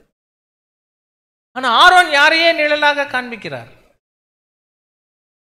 அப்படி நம்ம பார்க்கும்போது நமக்கு அங்க என்ன ஆகுது, கொஞ்சம் கான்ஃப்ளிக்ட் ஆகுது. ஏன்னா கர்த்தர் இயேசு தனக்காக அப்படிங்கும் போது ஆரோன் கர்த்தர் இயேசுக்கு நிழல் என்று சொல்லும் போது, அப்போ கர்த்தர் இயேசுடைய பாவத்துக்காக அப்படிங்கிறது மாதிரி வருது இல்லை. ஆனா கர்த்தர் இயேசு பாவம் இல்லாதவர், நமக்கு நன்கு தெரியும், அதுல எந்த சந்தேகமே வேண்டாம்.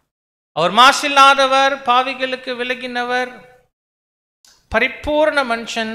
அப்போ இது எப்படி நாம புரிஞ்சுக்கிறது? அப்புறம் எப்படி அந்த வார்த்தைகளை நாம புரிஞ்சுப்பது?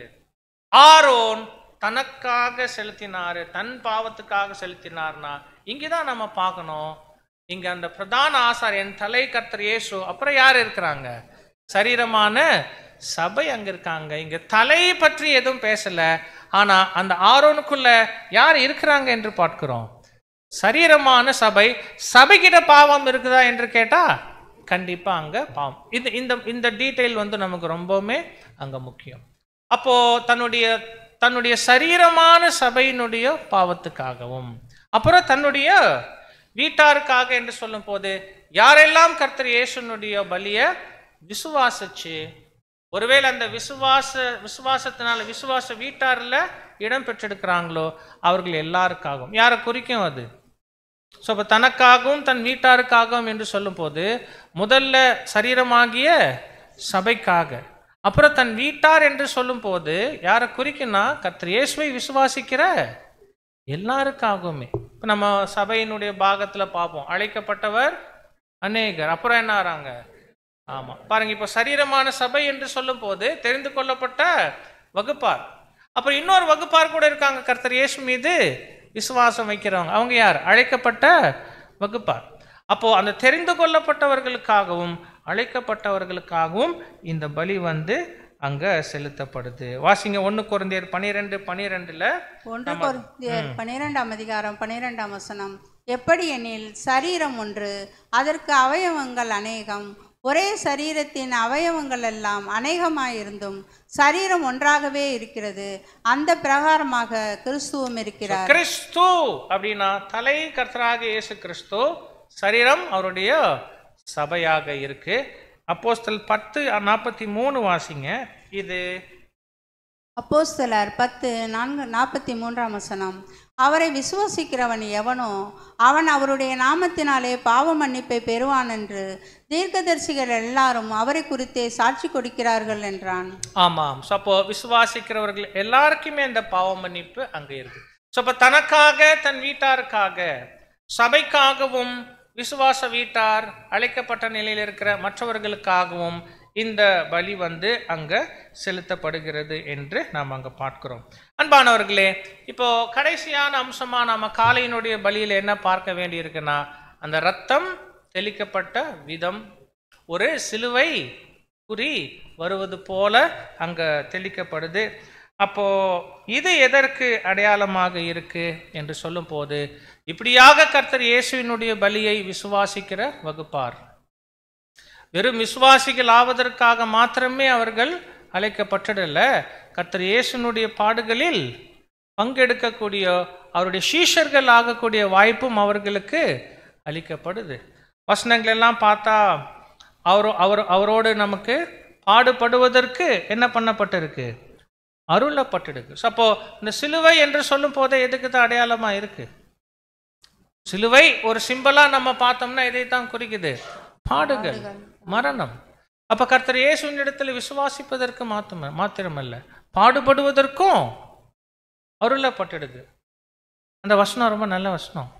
பாடுபடுவதற்கு அது ஆக்சுவலா கிஃப்ட், அது அருளப்பட்டிருக்கு. அது என்ன போய் கிஃப்ட்? அது எப்படி கிஃப்ட்? கர்த்தர் இயேசுவோடு பாடுபடுவது எப்படி கிஃப்ட்? எப்படி அது ஒரு பிளெஸிங்? யாருக்கு கிடைக்கும் அந்த வாய்ப்பு? சகோதர சகோதரிகளே, ஒருவேளை இந்த உலகத்துல பவர்ஃபுல் பர்சன் என்று எடுத்துக்கொண்டா அவங்களுக்கு கர்த்தர் இயேசுவோடு அவருடைய பாடுகள்ல பங்கெடுக்கிற பாக்கியம் இருக்கா? இன்னைக்கு கண்டிப்பா கிடையாது. இன்னைக்கு உங்களுக்கு இருக்கு, எனக்கு இருக்கு. இந்த உலகத்தால கவனிக்கவே படாத ஜனங்களாகிய நமக்கு தேவன் அந்த வாய்ப்பு கொடுத்துருக்காங்க.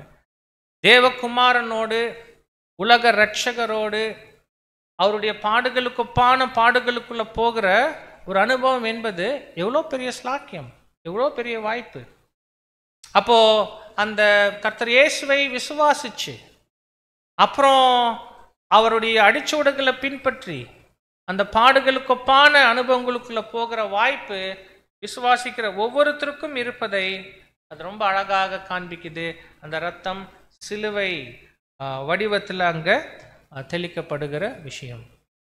அப்படியாக யார் அந்த பாடுகளுக்கு ஒப்பு கொடுக்கிறாங்களோ, அர்ப்பணிக்கிறாங்களோ, உண்மையில அங்கத்தான் அவர்கள் அந்த விசுவாசத்தினால நீதிமான் ஆக்கப்படுதல் முழுமை பெற்றுக்கொள்ளுகிறதாக அங்கே இருக்கு அன்பானவர்களே. அப்படின்னா கர்த்தர் இயேசுனுடைய மரணத்தை விசுவாசிப்பது ஒரு நல்ல துவக்கம்.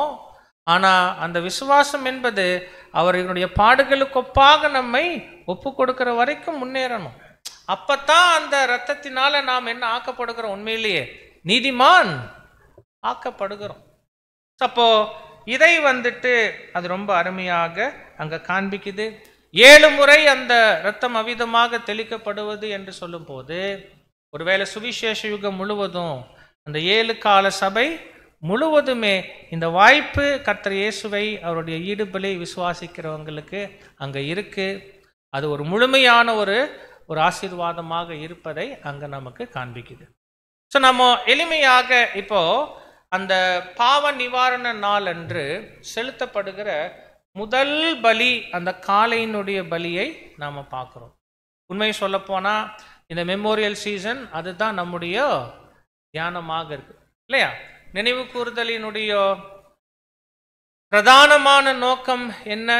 பிரைமரி ஆஸ்பெக்ட் என்ன? கர்த்தர் இயேசுவினுடைய மரணம் நம்முடைய ஃபோக்கஸ், நம்முடைய பிரதான கவனம் கர்த்தர் இயேசுவினுடைய மரணம். ஒருவேளை இன்னைக்கு இந்த பாடத்தை நாம தியானிக்கும் போது அன்பானவர்களே, அந்த காளையினுடைய பலியை நாம தியானிக்கும் போது, அந்த பலியிடப்படுகிற காளைக்கு நேர்ந்திட்ட அனுபவங்களை நாம் தியானிக்கும் போது, கண்டிப்பா நம்முடைய அருமை இரட்சகர் இந்த உலகத்தினுடைய ரட்சிப்புக்காக தான் எதிர்கொண்ட அந்த மரணம் அது எவ்விதமாக இருக்கு என்பதை நாம் அங்க புரிந்து கொள்ளும். இப்ப நாம அந்த பாவ நிவாரண நாளில் இந்த முதல் பலி காளையினுடைய பலியை தொடர்ந்து நிறைவேற்றப்படுகிற மற்ற பலிகளுக்குள்ள நம்ம அங்க கடந்து போகலாம். அடுத்ததாக பலி செலுத்தப்பட்டது ஒரு வெள்ளாட்டு கடா. ஆனா அது அப்படி ரொம்ப எளிமையாக செலுத்தப்பட்டிடல. முதலாவது 2 வெள்ளாட்டு கடாக்கள் கொண்டு வரப்படுது. வாசிங்க லேவியராகமத்துல 16:7-10. லேவியராகமம் 16ஆம் அதிகாரம் 7ஆம் வசனம் முதல்.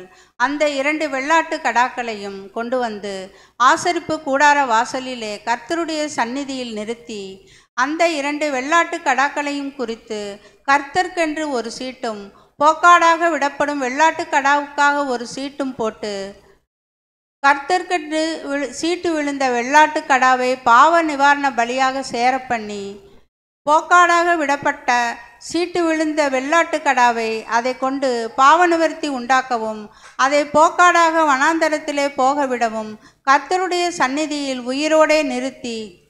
அன்பானவர்களே, திரும்ப திரும்ப நாம் இந்த வசனங்களை படிச்சுட்டா கூட அந்த டீட்டெயில்ஸ் நம்ம ஞாபகத்தில் வைப்பது நல்லது. 2 வெள்ளாட்டு கடாக்கள் பலி செலுத்தப்படுவதற்காக கொண்டு வந்து பிரகாரத்தில் அந்த பரிசுத்த ஸ்தலத்தினுடைய வாசலுக்கு முன்பாக கட்டப்பட்டிருக்கு. அப்புறம் 2 ஆடுகள் மீதும் சீட்டு போடப்படுது. ஒரு ஆடு மீது கர்த்தருடைய ஆடுன்னு சீட்டு விழுது, இன்னொருடைய ஆட்டின் மீது போக்காடு என்று சீட்டு விடுது. பாருங்க, 2 ஆடுமே எதுக்கு தான் வந்தது? பலியாகத்தான் வந்தது. ஆனா உண்மையில பலி ஆவது என்னவோ எத்தனை ஆடு தான்?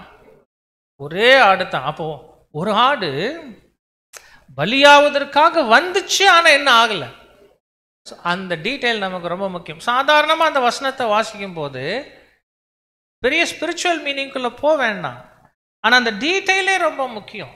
அடடா, 2மே பலியாகத்தானே வந்துச்சு, அதுல ஒன்று பலியாக வந்து ஆனா என்ன ஆகல, அது என்ன ஆடாக போயிடுது? தகுந்த ஆள்வசம் ஒப்பு கொடுக்கப்பட்டு போக்காடாக அது அங்க போயிடுது. ஆனா கர்த்தருடைய ஆடு என்ன ஆயிடுது? பலி செலுத்தப்படுது. இப்ப கர்த்தருடைய ஆடு பலி செலுத்தப்படுவதில் என்னென்ன விஷயங்கள் அங்க இருக்கு? முதல்ல இந்த கர்த்தருடைய ஆடு, அதனுடைய பலி எதுக்கு நிழல். அப்புறம் அந்த ஆடு பலி செலுத்தப்படுவதில் கடைபிடிக்கப்பட்ட முறைமைகள் நமக்கு எதை உணர்த்துது? இது நம்முடைய கவனமாக இருக்கு. வாசிங்க வசனம் லேவியராகமத்தில் 16, 15 மற்றும் 16. லேவியராகமம் 16ஆம் அதிகாரம் 15ஆம் வசனம் மற்றும் 16ஆம் வசனம். பின்பு ஜனத்தினுடைய பாவ நிவாரண பலியான வெள்ளாட்டு கடாவை அவன் கொன்று அதன் இரத்தத்தை திரைக்கு உட்புறமாக கொண்டு வந்து காளையின் இரத்தத்தை தெளித்தது போல அதன் இரத்தத்தையும் கிருபாசனத்தின் மேலும் அதற்கு முன்பாகவும் தெளித்து இஸ்ரவேல் புத்திரருடைய தீட்டுக்களின் நிமித்தமும் அவர்களுடைய சகல பாவங்களினாலும் உண்டான அவர்களுடைய மீறுதலின் நிமித்தமும் பரிசுத்த ஸ்தலத்திற்காக பிராயச்சித்தம் செய்து அவர்களிடத்தில் அவர்களுடைய தீட்டுகளுக்குள்ளே நிற்கிற ஆசரிப்பு கூடாரத்திற்காகவும் அப்படியே செய்ய கடவன். ரொம்ப எளிமை. இந்த கர்த்தருடைய ஆடு பலி செலுத்தப்படுவதில் நம்ம கவனிக்கிற விஷயம் என்னன்னா, முதல் விஷயம், இது யாருக்காக பலி செலுத்தப்படுது? யாருடைய பாவங்கள் நிவர்த்தி செய்யப்படுவதற்காக பலி செலுத்தப்படுது அப்படின்னா, இது ஜனங்களுக்காக. எந்த ஜனங்களுக்காக? இஸ்ரேல் ஜனங்களுக்காக. அது ஒரு முக்கியமான வித்தியாசம். ஏன்னா இப்ப காளையின் விஷயத்துல அது யாருக்காக பலி செலுத்தப்பட்டது? தனக்காகவும் தன் வீட்டாருக்காகவும். புரியுதுங்களா? ஆனா இப்போ வெள்ளாட்டுக்கடா விஷயத்துல இஸ்ரேலினுடைய ஜனங்கள் பாவங்கள் நிவர்த்தி செய்யப்படுவதற்காக. நெக்ஸ்ட், அந்த ஆடு பலி செலுத்தப்பட்ட பின்பு அதனுடைய ரத்தம் எடுத்துக்கொள்ளப்பட்டு காளையினுடைய ரத்தத்துக்கு என்ன செஞ்சதோ அதே செய்யப்பட்டது. அவ்வளவுதான். நேரடியா வராரு பரிசுத்த ஸ்தலம், மகா பரிசுத்த ஸ்தலத்துக்குள்ள போறாங்க. காளையினுடைய ரத்தம் தெளிக்கப்பட்டது போலதான் தெளிக்கப்படுது. ஆனா ஒரு முறை தெளிக்கப்படுது. அங்க அது 7 முறை, இது ஒரு முறை தெளிக்கப்படுது. அதோட அங்க முடியுது. அன்பானவர்களே, அப்போ இந்த பலி காளையினுடைய பலியை தொடர்ந்து அதே பாவ நிவாரண நாள்ல நடக்குது. அவ்வளவுதான். அப்போ ஒரு வகையில இந்த பலி கர்த்தர் இயேசுவினுடைய பலியை தொடர்ந்து நிறைவேறுகிற பலிகளை இந்த பலி அடையாளப்படுத்துது. வெள்ளாட்டுக்கடானுடைய பலி. அப்போ அன்பானவர்களே, நாம பார்க்கலாம், இது கர்த்தர் இயேசுவினுடைய அடிச்சுவடுகளை பின்பற்றி அவருடைய சீஷர்களாக வாழ்வதற்கு தங்களையே ஒப்பு கொடுக்கிற அவருடைய சரீரமான சபை இந்த சுவிசேஷ யுகம் முழுவதும் பெற்றுக்கொண்டிருக்கிற இந்த ஒரு மாபெரும் வாய்ப்பை குறிக்குது. இது சபை தங்களுடைய பலியை ஏறெடுப்பதற்கான ஒரு நிழலாக இருக்கு. வாசிங்க 1 பேதுரு 2ஆம் அதிகாரம் 21ஆம் வசனம். 1 பேதுரு 2ஆம் அதிகாரம் 21ஆம் வசனம். இதற்காக நீங்கள் அழைக்கப்பட்டும் இருக்கிறீர்கள், ஏனெனில் கிறிஸ்துவும் உங்களுக்காக பாடுபட்டு நீங்கள் தம்முடைய அடிச்சுவடுகளை தொடர்ந்து வரும்படி உங்களுக்கு மாதிரியை பின்வைத்து போனார். அன்பானவர்களே, கர்த்தர் இயேசு நமக்கு மாதிரி. ஆனா எந்த விஷயத்துல மாதிரி? வசனம் நல்லா கவனிச்சா, இதற்காகவே நீங்கள் அழைக்கப்பட்டும் இருக்கிறீர்கள், ஏனெனில் கிறிஸ்துவும் உங்களுக்காக பாடுபட்டு, பாருங்க, உங்களுக்காக பாடுபட்டார். ஸோ கர்த்தருடைய பாடுகள் இங்க ஹைலைட் ஆகுது.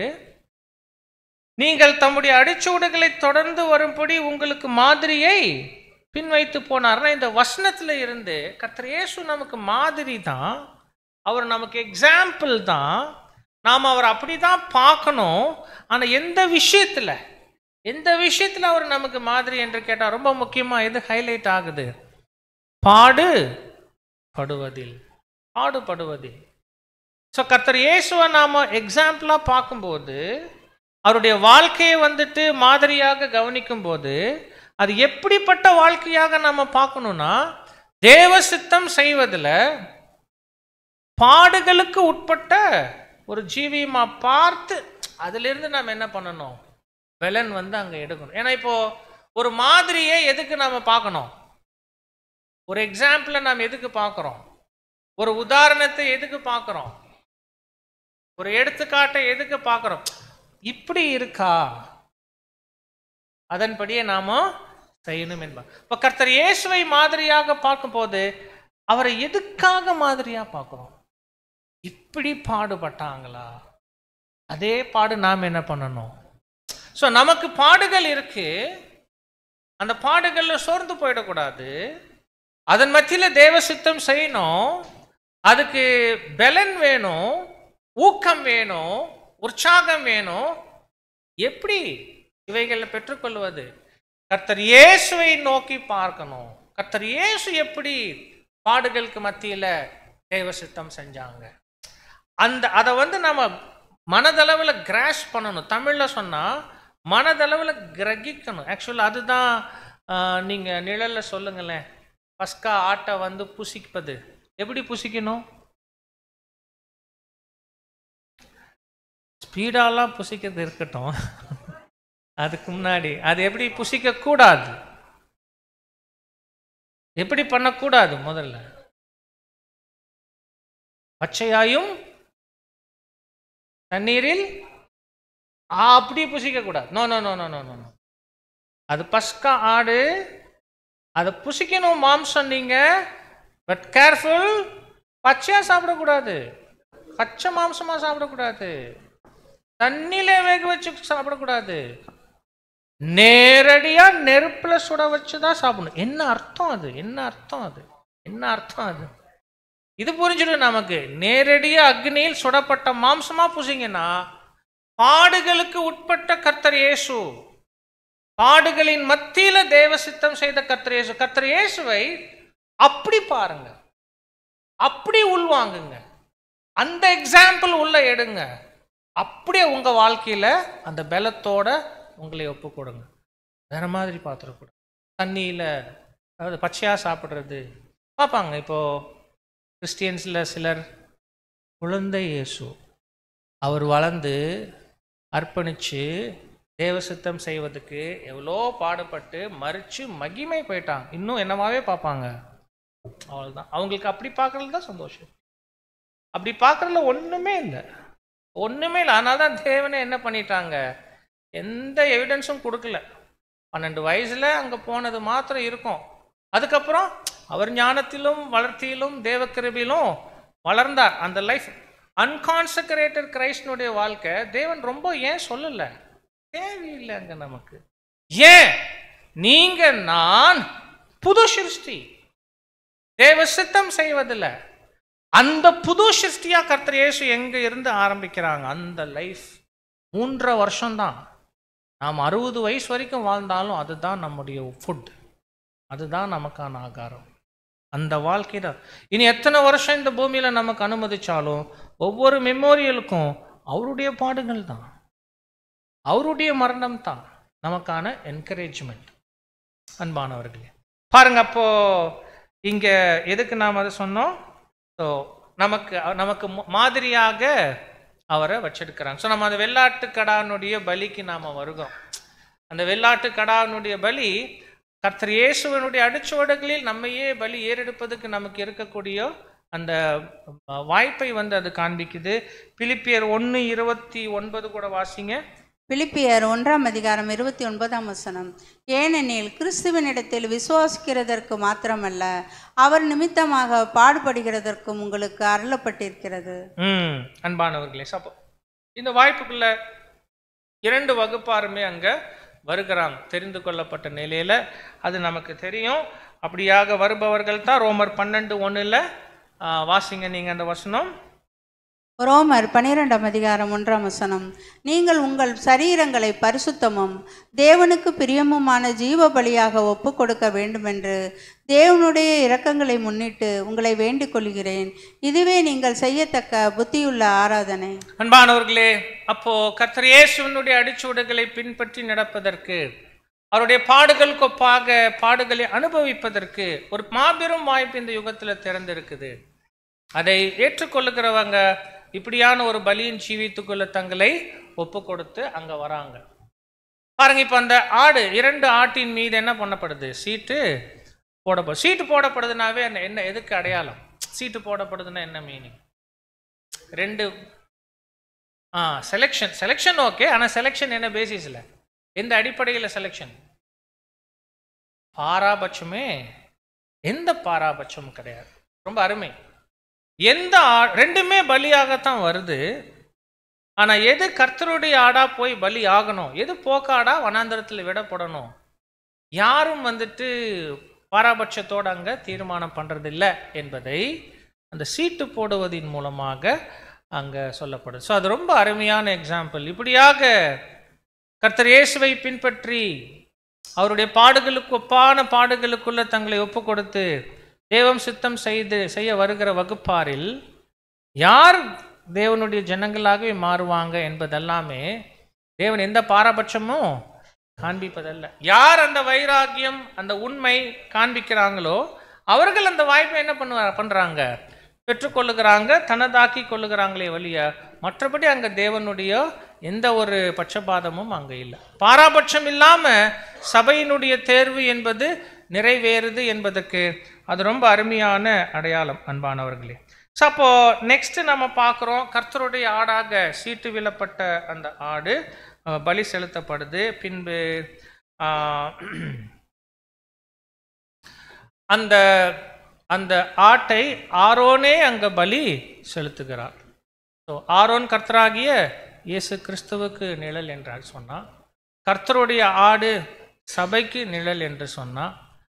ஆரோன் அந்த ஆட்டை பலி செலுத்துவது கர்த்தராகிய இயேசு கிறிஸ்து தலையாக இருந்து சபையினுடைய பலியை அவராகவே முன்னின்று வழி நடத்தி நிறைவேற்றுவதை அங்கு கூறுகிறது. உண்மைதானே? இன்னைக்கு நாம இங்க இருக்கக்கூடிய பெரும்பான்மையானவர்கள் உடன்படிக்கை செய்துட்ட சகோதர சகோதரிகள், கர்த்தர் இயேசுனுடைய சரீரத்தில் அவயங்களாக நாம் அங்கே இருக்கிறோம். நம்ம இந்த பலியின் ஜீவியத்தில் மேற்பார்வையிட்டு வழி நடத்தி வழி ஆவதற்கு நம்மை வழி நடத்துவது நம்முடைய தலையாக இருக்கக்கூடிய கர்த்தர் இயேசுவே தான். அவரே நம்மை இந்த ப்ராசஸ்க்குள்ள, இந்த பாதைக்குள்ள வழி நடத்தி நம்முடைய பலிகளை நிறைவேற்றுகிறார். வாசிங்க அப்போஸ்தலர் நடபடிகை 9:16. அப்போஸ்தலர் 9:16. அவன் என்னுடைய நாமத்தின் நிமித்தம் எவ்வளவாய் பாடுபட வேண்டும் என்பதை நான் அவனுக்கு காண்பிப்பேன் என்றார். இது அப்போ ஒரு அப்போஸ்தலனுடைய வாழ்க்கையில மாத்திரம் கிடையாது அன்பானவர்களே. இந்த பாதைக்குள்ள வரக்கூடிய நம்ம ஒவ்வொருத்தருக்குமே இது பொருந்தும். நாம் எந்த பாதையில் பயணிக்கணும், நம்ம ஒவ்வொருவருக்கும் என்ன மாதிரியான அனுபவங்கள் இந்த பாதையில் அவசியம், அந்த அனுபவங்களுடைய அளவு என்ன, கால அவகாசம் என்ன, எல்லாவற்றையும் தலையாக இருந்து கர்த்தர் இயேசு அங்கே வழி நடத்துகிறாங்க. இது நம்ம ஒரு பாவ நிவாரண நாள் அந்த பலிகள் பார்ப்பதாக மாத்திரம் பார்த்துட வேண்டாம். நேரடியாக யார் சம்மந்தப்பட்டுடுக்கிறோம்? நாம் சம்மந்தப்பட்டுடுக்கிறோம். நம்முடைய அனுபவங்கள் தான். ஜஸ்ட் இதிலிருந்து ஒரு நல்ல ஆலோசனை எடுத்துக்கொண்டா, அப்போ நமக்கான அனுபவங்கள் எதுவாக வந்தாலும் யாருடைய மேற்பார்வையின் கீழே தான் வருது? கர்த்தராகிய மேற்பார்வையின் கீழே தான் வருது. நமக்கு தேவை என்று தான் சில உபத்திரவங்கள் வரும், சில சோதனைகள் வரும். ஏதாவது ஒரு ரீதியில் அது நன்மைக்கு எதுவாக அங்கே கொண்டு போய் அங்கே முடியும். அவருடைய மேற்பார்வையில் அவைகள் அனுமதிக்கப்படுது. அந்த கான்ஃபிடென்ஸ் இருந்துச்சுன்னாவே அனுதின ஜீவியத்தில், தர்ப்பணிப்பின் பாதையில் ஏற்படக்கூடிய சோதனைகளின் மத்தியில் நம்ம சோர்ந்துடாமல் நம்மை காத்து கொள்வதற்கு உதவியாக அங்கே இருக்கும். அன்பானவர்களே, அப்போ இந்த பாவ நிவாரண பலியான வெள்ளாட்டுக்கடாவை அவன் கொன்று, யாரு? ஆரோன் கொன்று அதை பலி செலுத்துறாங்க. இங்கே நாம் தெளிவாக புரிந்து கொள்ள வேண்டிய ஒரு விஷயம் பாருங்க. மனுக்குலத்தினுடைய பாவங்கள் நிவர்த்தி செய்வதற்கு யாருடைய பலியே போதுமானது? கர்த்தர் இயேசுனுடைய பலியே போதுமானது. ஆனால் இப்போ இந்த வசனம் தான் ரொம்ப முக்கியம். பாவ நிவாரண பலியான வெள்ளாட்டுக்கடாவை கொன்றுனா ஏதோ மனுக்குலத்தினுடைய பாவங்கள் நிவர்த்தி செய்வதற்கு ஏற்ற ஒரு பலியாக சபையினுடைய பலி இருக்குன்னு நாம் என்ன பண்ணிடக்கூடாது? புரிஞ்சிடக்கூடாது. மனுக்குலத்தினுடைய பாவங்கள் நிவர்த்தி செய்வதற்கான அந்த ஒரே பலி கர்த்தர் இயேசுனுடைய ஈடு பலி, அது போதும். அதுக்கு மேலே எதுவுமே தேவையில்லை. அவருடைய பலி தான் ஈடு பலி, மனுக்குலத்தை மீட்கிற பலி, அது போதும். சரி, பிற்பாடு எந்த ரீதியில் அப்போ இந்த வெள்ளாட்டுக்கடாவும் பாவ நிவாரண பலியாக அங்கே சொல்லப்படுது என்று சொல்லும் போது, அன்பானவர்களே, கர்த்தர் இயேசுனுடைய பலியை நாம் விசுவாசிச்சிருக்கிறோம், நீதிமான்கள் என்று கருதப்படுகிறோம். அந்த நிலையில இருந்து நாம் பலிகளை ஏறெடுக்கிறோம். நம்ம பலிகள் கர்த்தர் இயேசுனுடைய விலைக்கிரயத்தின் மூலம் தேவன் அதை பரிசுத்தமாக பார்த்து என்ன பண்ணுறாங்க? ஏற்றுக்கொள்ளுகிறாங்க, அங்கீகரிக்கிறாங்க.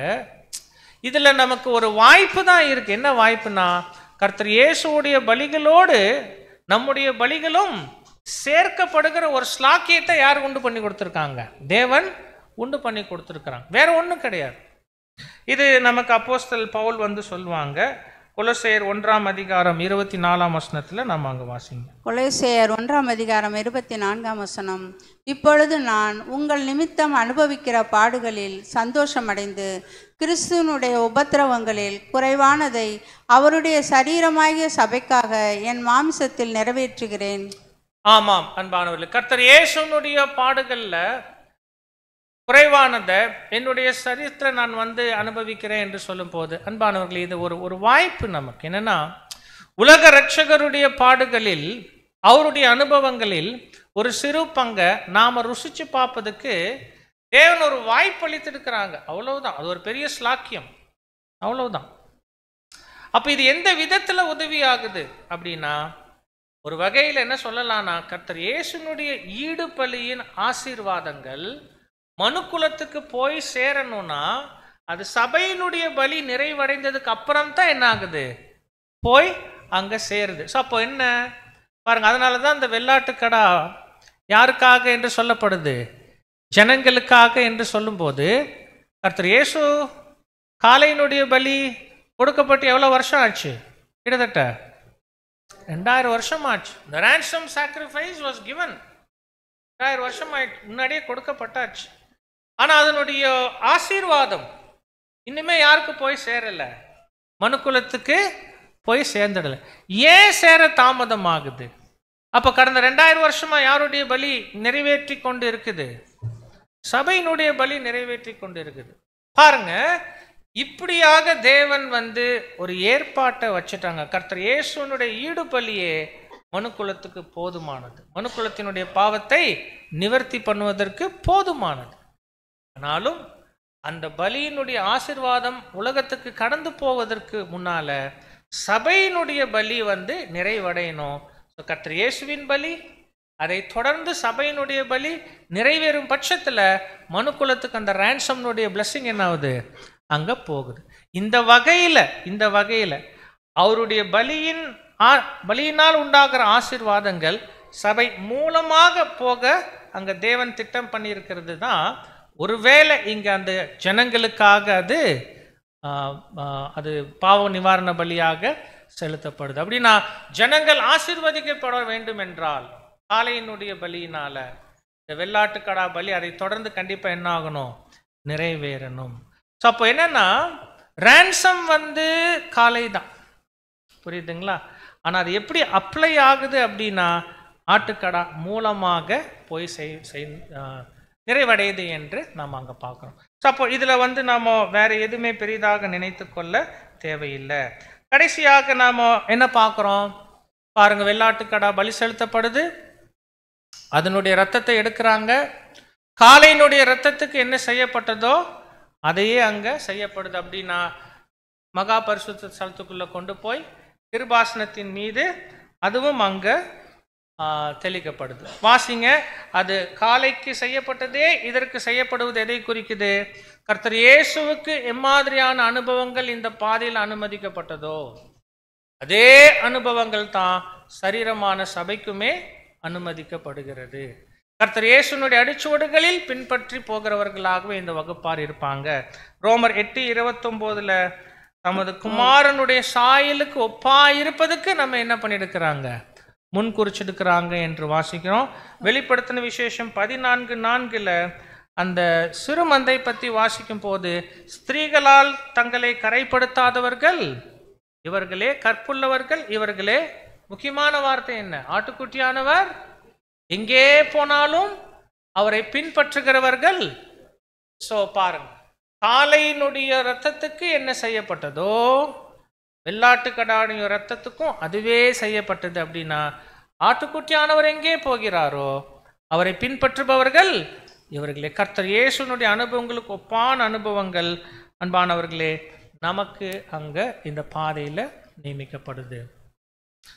கடைசியாக அது கிருபாசனத்துல தெளிக்கப்படுவது என்று சொல்லும் போது, அதன் மூலமா அன்பானவர்களே சபை பலி நிறைவடைஞ்சதின் மூலமாக தேவ நீதி நிறைவேற்றப்பட்டு நம்ம பார்க்கிறோம் மனுக்குலத்துக்கு அந்த ஆசீர்வாதங்கள் சென்றடையுது என்று நம்ம அங்க கவனிக்கிறோம்.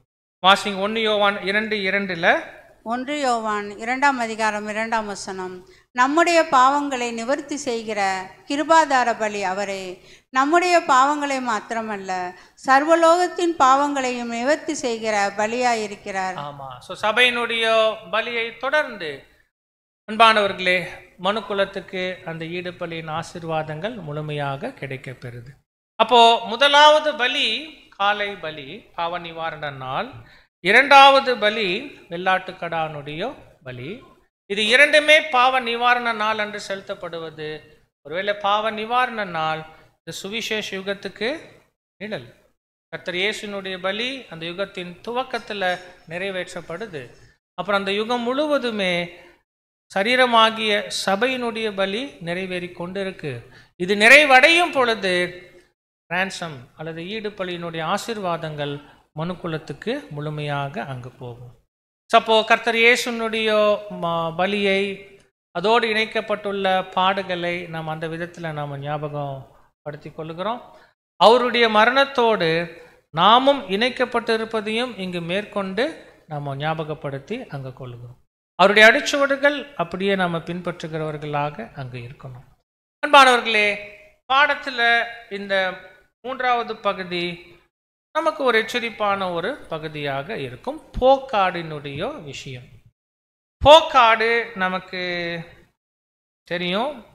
அந்த சீட்டு போடுவதற்கு முன்பு 2 ஆடுகளுமே என்னென்ன வந்துச்சு? எதுக்காக தான் வந்துச்சு? பலி ஆவதற்கு தான் வந்துச்சு. ஆனால் சீட்டு போக்காடு என்று விழுந்தது நிமித்தம் பலியாவதற்கு என்று அது என்ன ஆகிறது இல்லை, அங்கே பலி ஆகிறது இல்லை. அப்புறம் ஆரோன் என்ன பண்ணிடுறாரு? அதை ஆமாம், தகுந்த ஆள்வசமாக ஒப்பு கொடுத்து வனாந்தரத்துக்கு கொண்டு போய் விட்டுடுறாங்க. இது நமக்கு தெரியும். ஒருவேளை பேசிக்கில் கேட்டவர்களுக்கு அது தெரியும், கேட்காதவர்களுக்கு அது புதிதாகத்தான் அங்கே இருக்கும். அப்போ என்ன சொல்லலாம் பாருங்க, அந்த போக்காடு பற்றி ரொம்ப எளிமையாக நம்ம அங்கே சொல்லிடலாம். ஸோ கர்த்தரிடத்தில் தங்களை அர்ப்பணிப்பதற்காக வருகிற வகுப்பாரில் இவர்கள் ஒரு வகுப்பார். பலியாவதற்கு தான் என்ன பண்ணிடுறாங்க? ஒப்பு கொடுத்துடுறாங்க. ஆனால் அதுக்கப்புறம் என்ன பண்ணுறதில்ல? பலி ஆகிறதில்லை. ஸோ இதுதான் அந்த வகுப்பாரனுடைய இறுதி நிலையை தீர்மானிக்கிற விஷயம். பலி ஆவதற்காக வருகிற வாசிங்களேன். லேவியராகமம் 16 21 22. லேவியராகமம் 16ஆம் அதிகாரம் 21 மற்றும் 22 வசனங்கள். அதன் தலையின் மேல் ஆரோன் தன் 2 கைகளையும் வைத்து அதன் மேல் இஸ்ரேல் புத்திரருடைய சகல அக்கிரமங்களையும் அவர்களுடைய எல்லா பாவங்களினாலும் உண்டான அவர்களுடைய சகல மீறுதல்களையும் அறிக்கையிட்டு அவைகளை வெள்ளாட்டு கடாவினுடைய தலையின் மேல் சுமத்தி அதை அதற்கான ஆள்வசமாய் வனாந்தரத்துக்கு அனுப்பிவிட கடவன். அந்த வெள்ளாட்டுக்கடா அவர்களுடைய அக்கிரமங்களை எல்லாம் தன்மேல் சுமந்து கொண்டு குடியில்லாத தேசத்துக்கு போவதாக அவன் அந்த வெள்ளாட்டுக்கடாவை வனாந்தரத்திலே போகவிட கடவன். அன்பானவர்களே, பலியின் உடன்படிக்கைக்குள்ள கர்த்தர் இயேசுவினுடைய அடிச்சுவடுகளை பின்பற்றி நடப்பதற்கு முழுமையாக அர்ப்பணிக்க வந்த ஜனங்களில் இவர்கள் ஒரு 2வது வகுப்பாராக இருக்கிறாங்க. மரிப்பதுக்கு வந்தாங்க, ஆனால் என்ன ஆகல? மரிக்கல, உயிரோடையே அது வனாந்தரத்துக்கு போகுது. அப்போ பலியின் உடன்படிக்கைக்கு உண்மையா இல்லாத வகுப்பாரை குறிக்குது. திரள் கூட்டம் என்று நாம் அவர்களை அங்க சொல்கிறோம். ஆனா ஏன் அப்படி ஒரு நிலை? பலி ஆவதற்கு வந்தாங்க, மரிப்பதற்கு தான் வந்தாங்க. கர்த்தர் இயேசுனுடைய அடிச்சுவடுகளை நடப்பதற்கு தான் ஒப்பு கொடுத்தாங்க. ஆனாலும் மரிக்கல, பலி ஆகலை. அன்பானவர்களே, இவர்களை குறித்து வசனங்கள் நிறையா இருக்கு வேதத்தில். ஆனால் ரொம்ப முக்கியமான வசனம் அந்த விதைப்பவன் ஊமையில் முள்ளுள்ள இடங்களில் விழுந்துட்ட அந்த விதை. வாசிங்க மத்தேயு 13:7. மத்தேயு 13ஆம் அதிகாரம் 7ஆம் வசனம். சில விதை முள்ளுள்ள இடங்களில் விழுந்தது, முள் வளர்ந்து அதை நெருக்கி போட்டது. ஆமா, அந்த ஊமை நமக்கு நன்கு தெரியும் இல்லையா? 4 விதமான நிலம். விதைகள் எங்க விழுந்துச்சு? வழி அருக. விதை என்ன ஆகவே இல்லை. உள்ளுக்குள்ள போவே இல்லை. விதை வந்து வசனம். அந்த 4 நிலமும் 4 விதமான இருதய நிலையை குறிக்குது. அப்போ அந்த நிலம் எதை குறிக்குது? சிலர் கேட்பாங்க வசனத்தை, ஆனா வசனம் எங்க போவே போவாது, இருதயத்துக்குள்ள விட மாட்டாங்க. போயிடக்கூடாது. புரியுதுங்களா? அது ஒரு வகுப்பார், விட்டுடலாம். இன்னொரு அடுத்த நிலம் பாறையில் விழுந்துச்சு, முளைச்சது. உடனே சூரியன் வந்த உடனே அந்த உஷ்ணம் தாங்காம வேரும் கருகி அதுவும் போயிடுது. ஆக்சுவலாக இந்த முதல் 2 நிலமும் சத்தியத்தை கேட்குறவங்க தான், கான்சக்ரேஷனுக்கு வராதவங்க. கான்சக்ரேஷன் வரைக்கும் வரதே இல்லை, அதுக்கு முன்னாடியே போயிடுறாங்க. ஃபாலோ கிளாஸ்லேயே நம்ம அங்கே பார்ப்போம். புரியுதுங்களா? ஆனால் அதுக்கப்புறம் 2 ரொம்ப முக்கியம். அதில் இது 3வது. இந்த விதைகள் எங்கே விழுந்தது? முள்ளுள்ள இடத்துல அங்கே விழுது. அங்கே இஸ்ரேலில் முள் இருக்குதுனாவே நல்ல நல்ல நிலம், நல்ல செழிப்பான நிலம் தான். நல்லா வளரும், நல்லா பலனும் கொடுக்கும். இந்நிலம் வந்து நல்ல வாய்ப்பெல்லாம் இருக்குது. ஸோ அப்போது அது விழுது, முளைக்குது, வளருது. அது கனி தருவதற்குள்ள என்ன ஆயிடுது? கூடவே என்ன வந்துடுதுங்க? முள்ளு. நல்ல நிலம் உங்களுக்கு தெரியும், அது சபை விட்டுடுங்க. ஆனால் இது ரொம்ப கிரிட்டிக்கலான நிலைமை இல்லையா? ஸோ விதை விழுந்து வேர் பிடித்து நல்லா வளர்ந்து கனி தரக்கூடிய எல்லா வாய்ப்புகளோடையும் இருந்தது இந்த நிலம். ஆனா கனி தருவதற்கு ஏதுவான வளர்ச்சிக்கு போறதுக்கு முன்னால கூடவே வேற சில வேண்டாத வளர்ச்சிகளை என்ன பண்ணிடுது? அனுமதிச்சிடுது. அதுதான் என்ன வருது? அந்த முள் வந்துட்டு அந்த செடி என்ன பண்ணிடுது? ஆமா, போட்டுடுது. ஸோ அப்போ நமக்கு தெரியும், இப்போ இது திரள் கூட்டத்தார் பலி ஆவதற்கு என்று வந்துட்டு ஏன் பலியாகாம போயிடுறாங்க, எதனால பலியாகாம போயிடுறாங்க என்று சொன்னா, அந்த முள்ளுக்கு என்ன விளக்கம் கொடுக்குறாங்க? மத்தேயு 13:22 இரண்டே விஷயம்.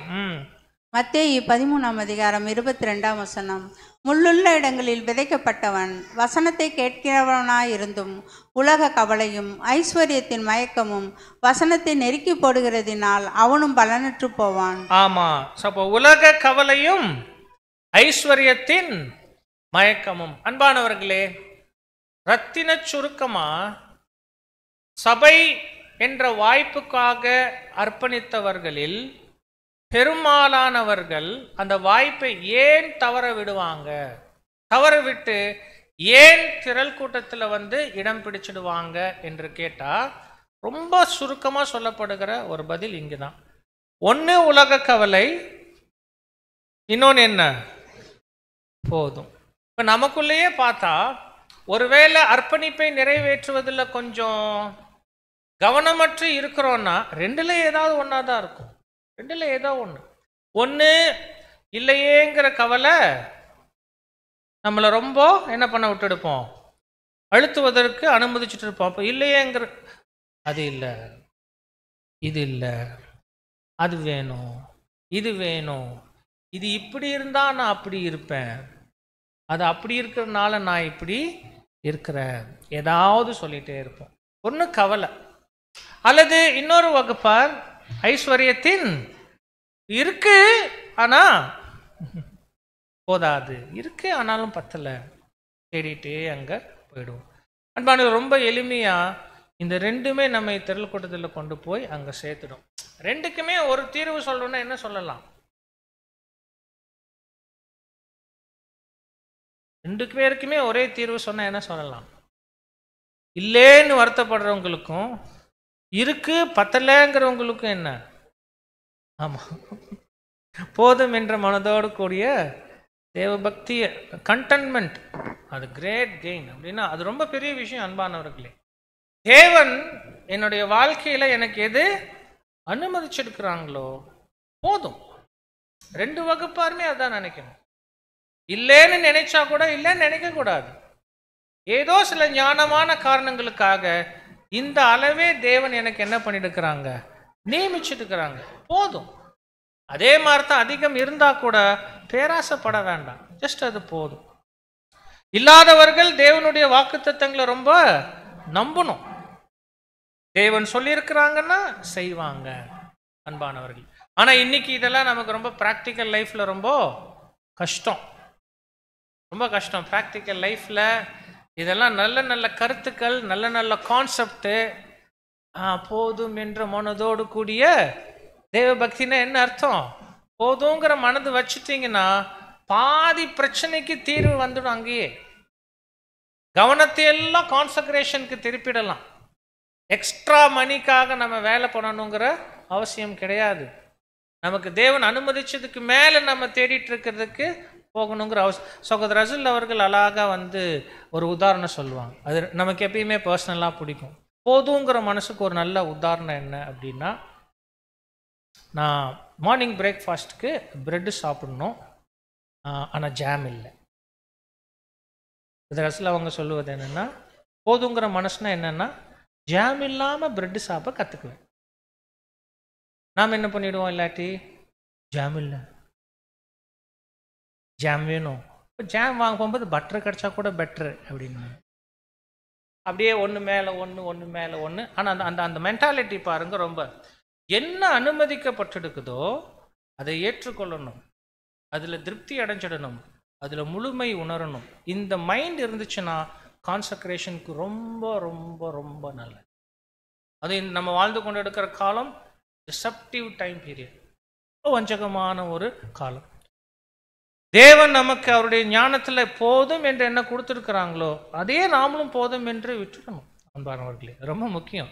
ஆனால் மாறும் போது தான் அது உடன்படிக்கை விட்டு நம்முடைய கவனம் சிதறி தேவையில்லாததெல்லாம் நம்ம அங்கே தேடி போய் அர்ப்பணிக்கப்பட்ட நேரத்தை, அர்ப்பணிப்புக்கு செலவேண்டிய ஞானம், ஆரோக்கியத்தை உலக காரியங்களுக்கும் மாம்ச விஷயங்களுக்கும் செலுத்தி இறுதியில் நல்ல கணக்கை நாம் ஒப்புவிக்க முடியாதவர்களாக அங்கே போயிடும்.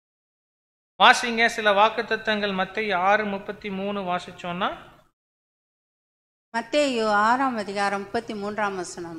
முதலாவது தேவனுடைய ராஜ்யத்தையும் அவருடைய நீதியையும் தேடுங்கள், அப்பொழுது இவைகளெல்லாம் உங்களுக்கு கூட கொடுக்கப்படும். ஒரே வாக்குத்தத்தம் தான் போதும். நாம முதலாவது தேவனுடைய ராஜ்யம் நீதி தேடுகிற வகுப்பாரா இருந்துட்டா அப்படின்னா, செய்துட்ட அர்ப்பணிப்பு உடன்படிக்கை, அதற்கு எந்த வகையில் நான் உண்மையாக இருக்க முடியும், இதுவே என்னுடைய பிரைமரி ஃபோக்கஸ், டாப் ப்ரையாரிட்டி. அன்பானவர்களே, அப்படித்தான் நாம் இருக்கணும்.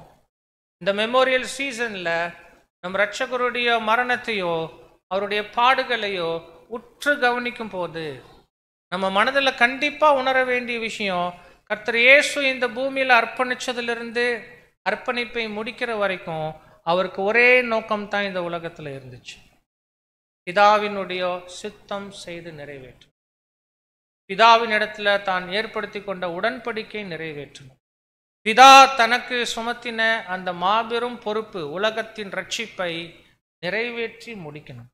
இதுதான் அவர் காலையில் எழுந்தவுடன் முதல்ல இருக்கும், நாள் முழுவதும் இருக்கும், தூங்கு போகும்போதுமே இருக்கும். அதுதான் கான்சக்ரேஷன். அந்த மாதிரி இருந்தால் அவருக்கு 3.5 வருஷம் போதுமா இருந்துச்சு உடன்படிக்கை நிறைவேற்றுவதற்கு. இன்னைக்கு நாம் அவருடைய அடிச்சுவடுகளை பின்பற்றி நடக்கிறவங்க என்று சொன்னார். ஆட்டுக்குட்டியானவர் எங்கே போனாலும் அவரை பின்பற்றுகிற வகுப்பாராக இருக்கிறோம் என்று சொன்னார். லிட்ரலாக அப்படித்தான் இருக்கணும். ஆமாம், நமக்கு உலகத்தில் சில வேலைகள் இருக்குது, கடமைகள் இருக்குது, பொறுப்புகள் இருக்குது, உண்மை. உலகத்தின் வேலைகளையும் நம்ம நேரம் செலவிட வேண்டும், உண்மை, மாற்று கருத்தில் இருந்தாலும் பரவாயில்லை.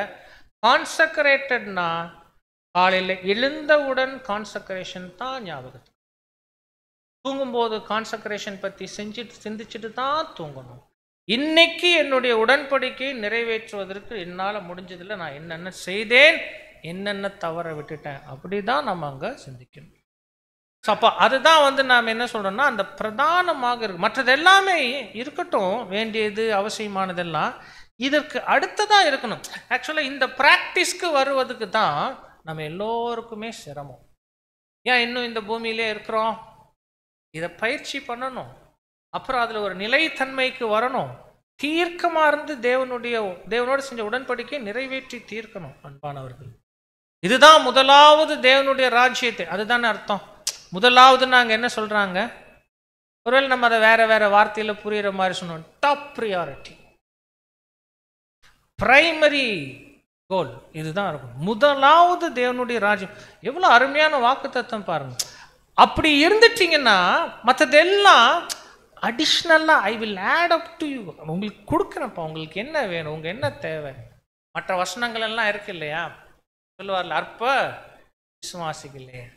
உங்கள் பசங்க என்ன கேட்டாலும் நீங்கள் என்ன பண்ணுறீங்க, கரெக்டாக கொடுக்குறீங்க. நான் உங்களுடைய பரலோக தகப்பனா இருக்கேன், உங்கள் தேவை எனக்கு தெரியாதா,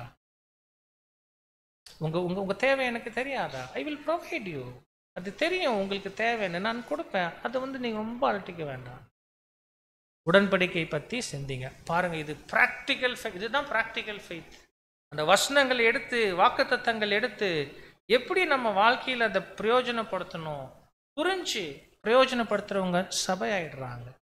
அங்கே தவறுகிற வகுப்பார் தான் இந்த போக்காடு வகுப்பாராக அங்கே போயிடுறாங்க என்று அங்கே பார்க்கிறோம். அன்பானவர்களே, பாருங்க, அவர்கள் எங்கே அனுப்பப்பட்டுடுறாங்க? ஆமாம், தாமாக முன் வந்து பலி செலுத்துவதற்கு முன் வந்தவங்க தாமாக செலுத்தலை.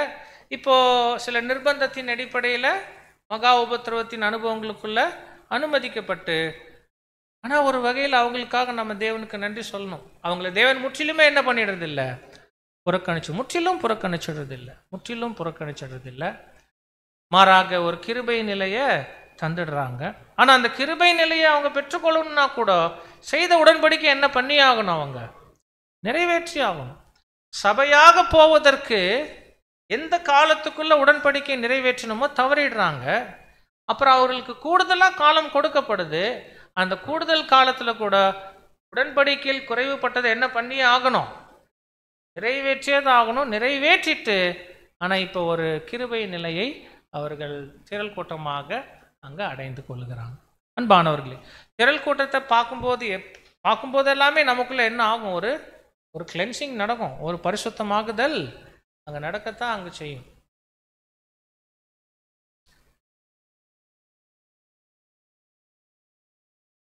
ஒரு கருத்து சொன்னால் நீங்கள் எல்லாரும் சரியாக புரிந்து கொள்வீங்கன்னு நான் நினைக்கிறேன். திரள் கூட்டம் அறுவடை காலத்தில் தான் அதிகமானவங்க பூமியில் வாழ்ந்துட்டு இருக்கிறாங்க. சகோதரர் 7ஆம் தூதனுடைய எழுத்துக்களில் நம்ம பார்க்குறோம். நம்ம வாழ்ந்து கொண்டிருக்கிற இந்த காலம் தான் இந்த அழைப்புக்குள்ள வருகிற திரள் கூட்டத்தாரில் அதிகமான பேர் அங்கே இருக்குது. அப்படின்னா இந்த காலத்தினுடைய வஞ்சகம் நம்ம என்ன பண்ணிடணும், புரிஞ்சுக்கணும். ஏன்னா இது லவுதிக்கேய காலம். வெதுவெதுப்புங்கிறது என்னவா இருக்கும், ஒரு கண்டிஷன். வேற எங்கேயாவது வெதுவெதுப்பு சொல்லப்பட்டிருக்கா? எபேசு, சிமிர்னா, பெர்காமோ, தயத்தீரா, சர்தை இல்லை. பிலதெல்பியா வரைக்கும் வெதுவெதுப்பு கிடையாது. அனலும் இல்லாம குளிரும் இல்லாம வெதுவெதுப்புங்கிற நிலை லவதிக்கேய காலப்பகுதிக்கான ஒரு நிலை. இப்பதான் நிறைய பேர் அந்த மாதிரி இருப்பதுக்கான ஒரு வஞ்சகமான ஒரு சூழல் இருக்கு. அன்பானவர்களே, நம்ம ரொம்ப விழிப்பாக அங்க இருந்துடணும். அப்போ காளையினுடைய பலியை நாம பார்க்கிறோம். அதை தொடர்ந்து நிறைவேறின வெள்ளாட்டுக்கடா பலி என்னுடைய கான்சக்ரேஷனை காண்பிக்குது. கண்டிப்பா அந்த ஒரு கான்சக்ரேஷன்ல நம்ம சீரியஸாக இருந்து அதை நிறைவேற்றுகிறவர்களாக அங்கே இருக்கணும். அப்படி இருக்க தவறுபவர்களை குறிக்குது அந்த வெள்ளாட்டுக்கடாவினுடைய அந்த பலி. அன்பானவர்களே, பாடத்தினுடைய நிறைவுக்கு நாம் அங்கே வருகிறோம். ஒரு சிலர் இந்த பாடம் கேட்டிருப்பதாகவும் அநேகர் கேட்காமல் இருக்கிறீர்கள் என்பதற்காகவும் சகோதரர்கள் கேட்டுக்கொண்டதன் அடிப்படையில் இந்த பாடம் உங்கள் மத்தியில் பேசியிருக்கோம். ஆனால் நம்ம கடந்து போகிற சூழலுக்கு ஏற்றதாகவே அங்கே இருந்துச்சு. நம்முடைய அருமையான இரட்சகருடைய உன்னதமான பலியை தேவனுடைய தெய்வீக திட்டத்தில் மனுக்குலத்தினுடைய பாவத்தை நிவர்த்தி செய்யக்கூடிய பாவ நிவாரண பலியாக நாம் பார்த்தோம். கூடவே அந்த ஈடு பலியினுடைய ஆசீர்வாதங்கள் சபையினுடைய பலியின் மூலம் இந்த மனுக்குலத்துக்கு சென்றடைகிற அந்த மாபெரும் திட்டத்தை நம்ம அங்கே புரிந்து கொண்டோம். எச்சரிப்பாக இந்த உடன்படிக்கையின் பாதையில் நாம் தவறுகிறவர்கள் ஆனால் தேவ திட்டத்தில் எப்படிப்பட்ட வகுப்பாரா ஆயிடுவோம் என்பதும் நமக்கு அங்கே உணர்த்தப்படும். தேவன் தாமே இந்த வார்த்தைகளை ஆசீர்வதிப்பாராக.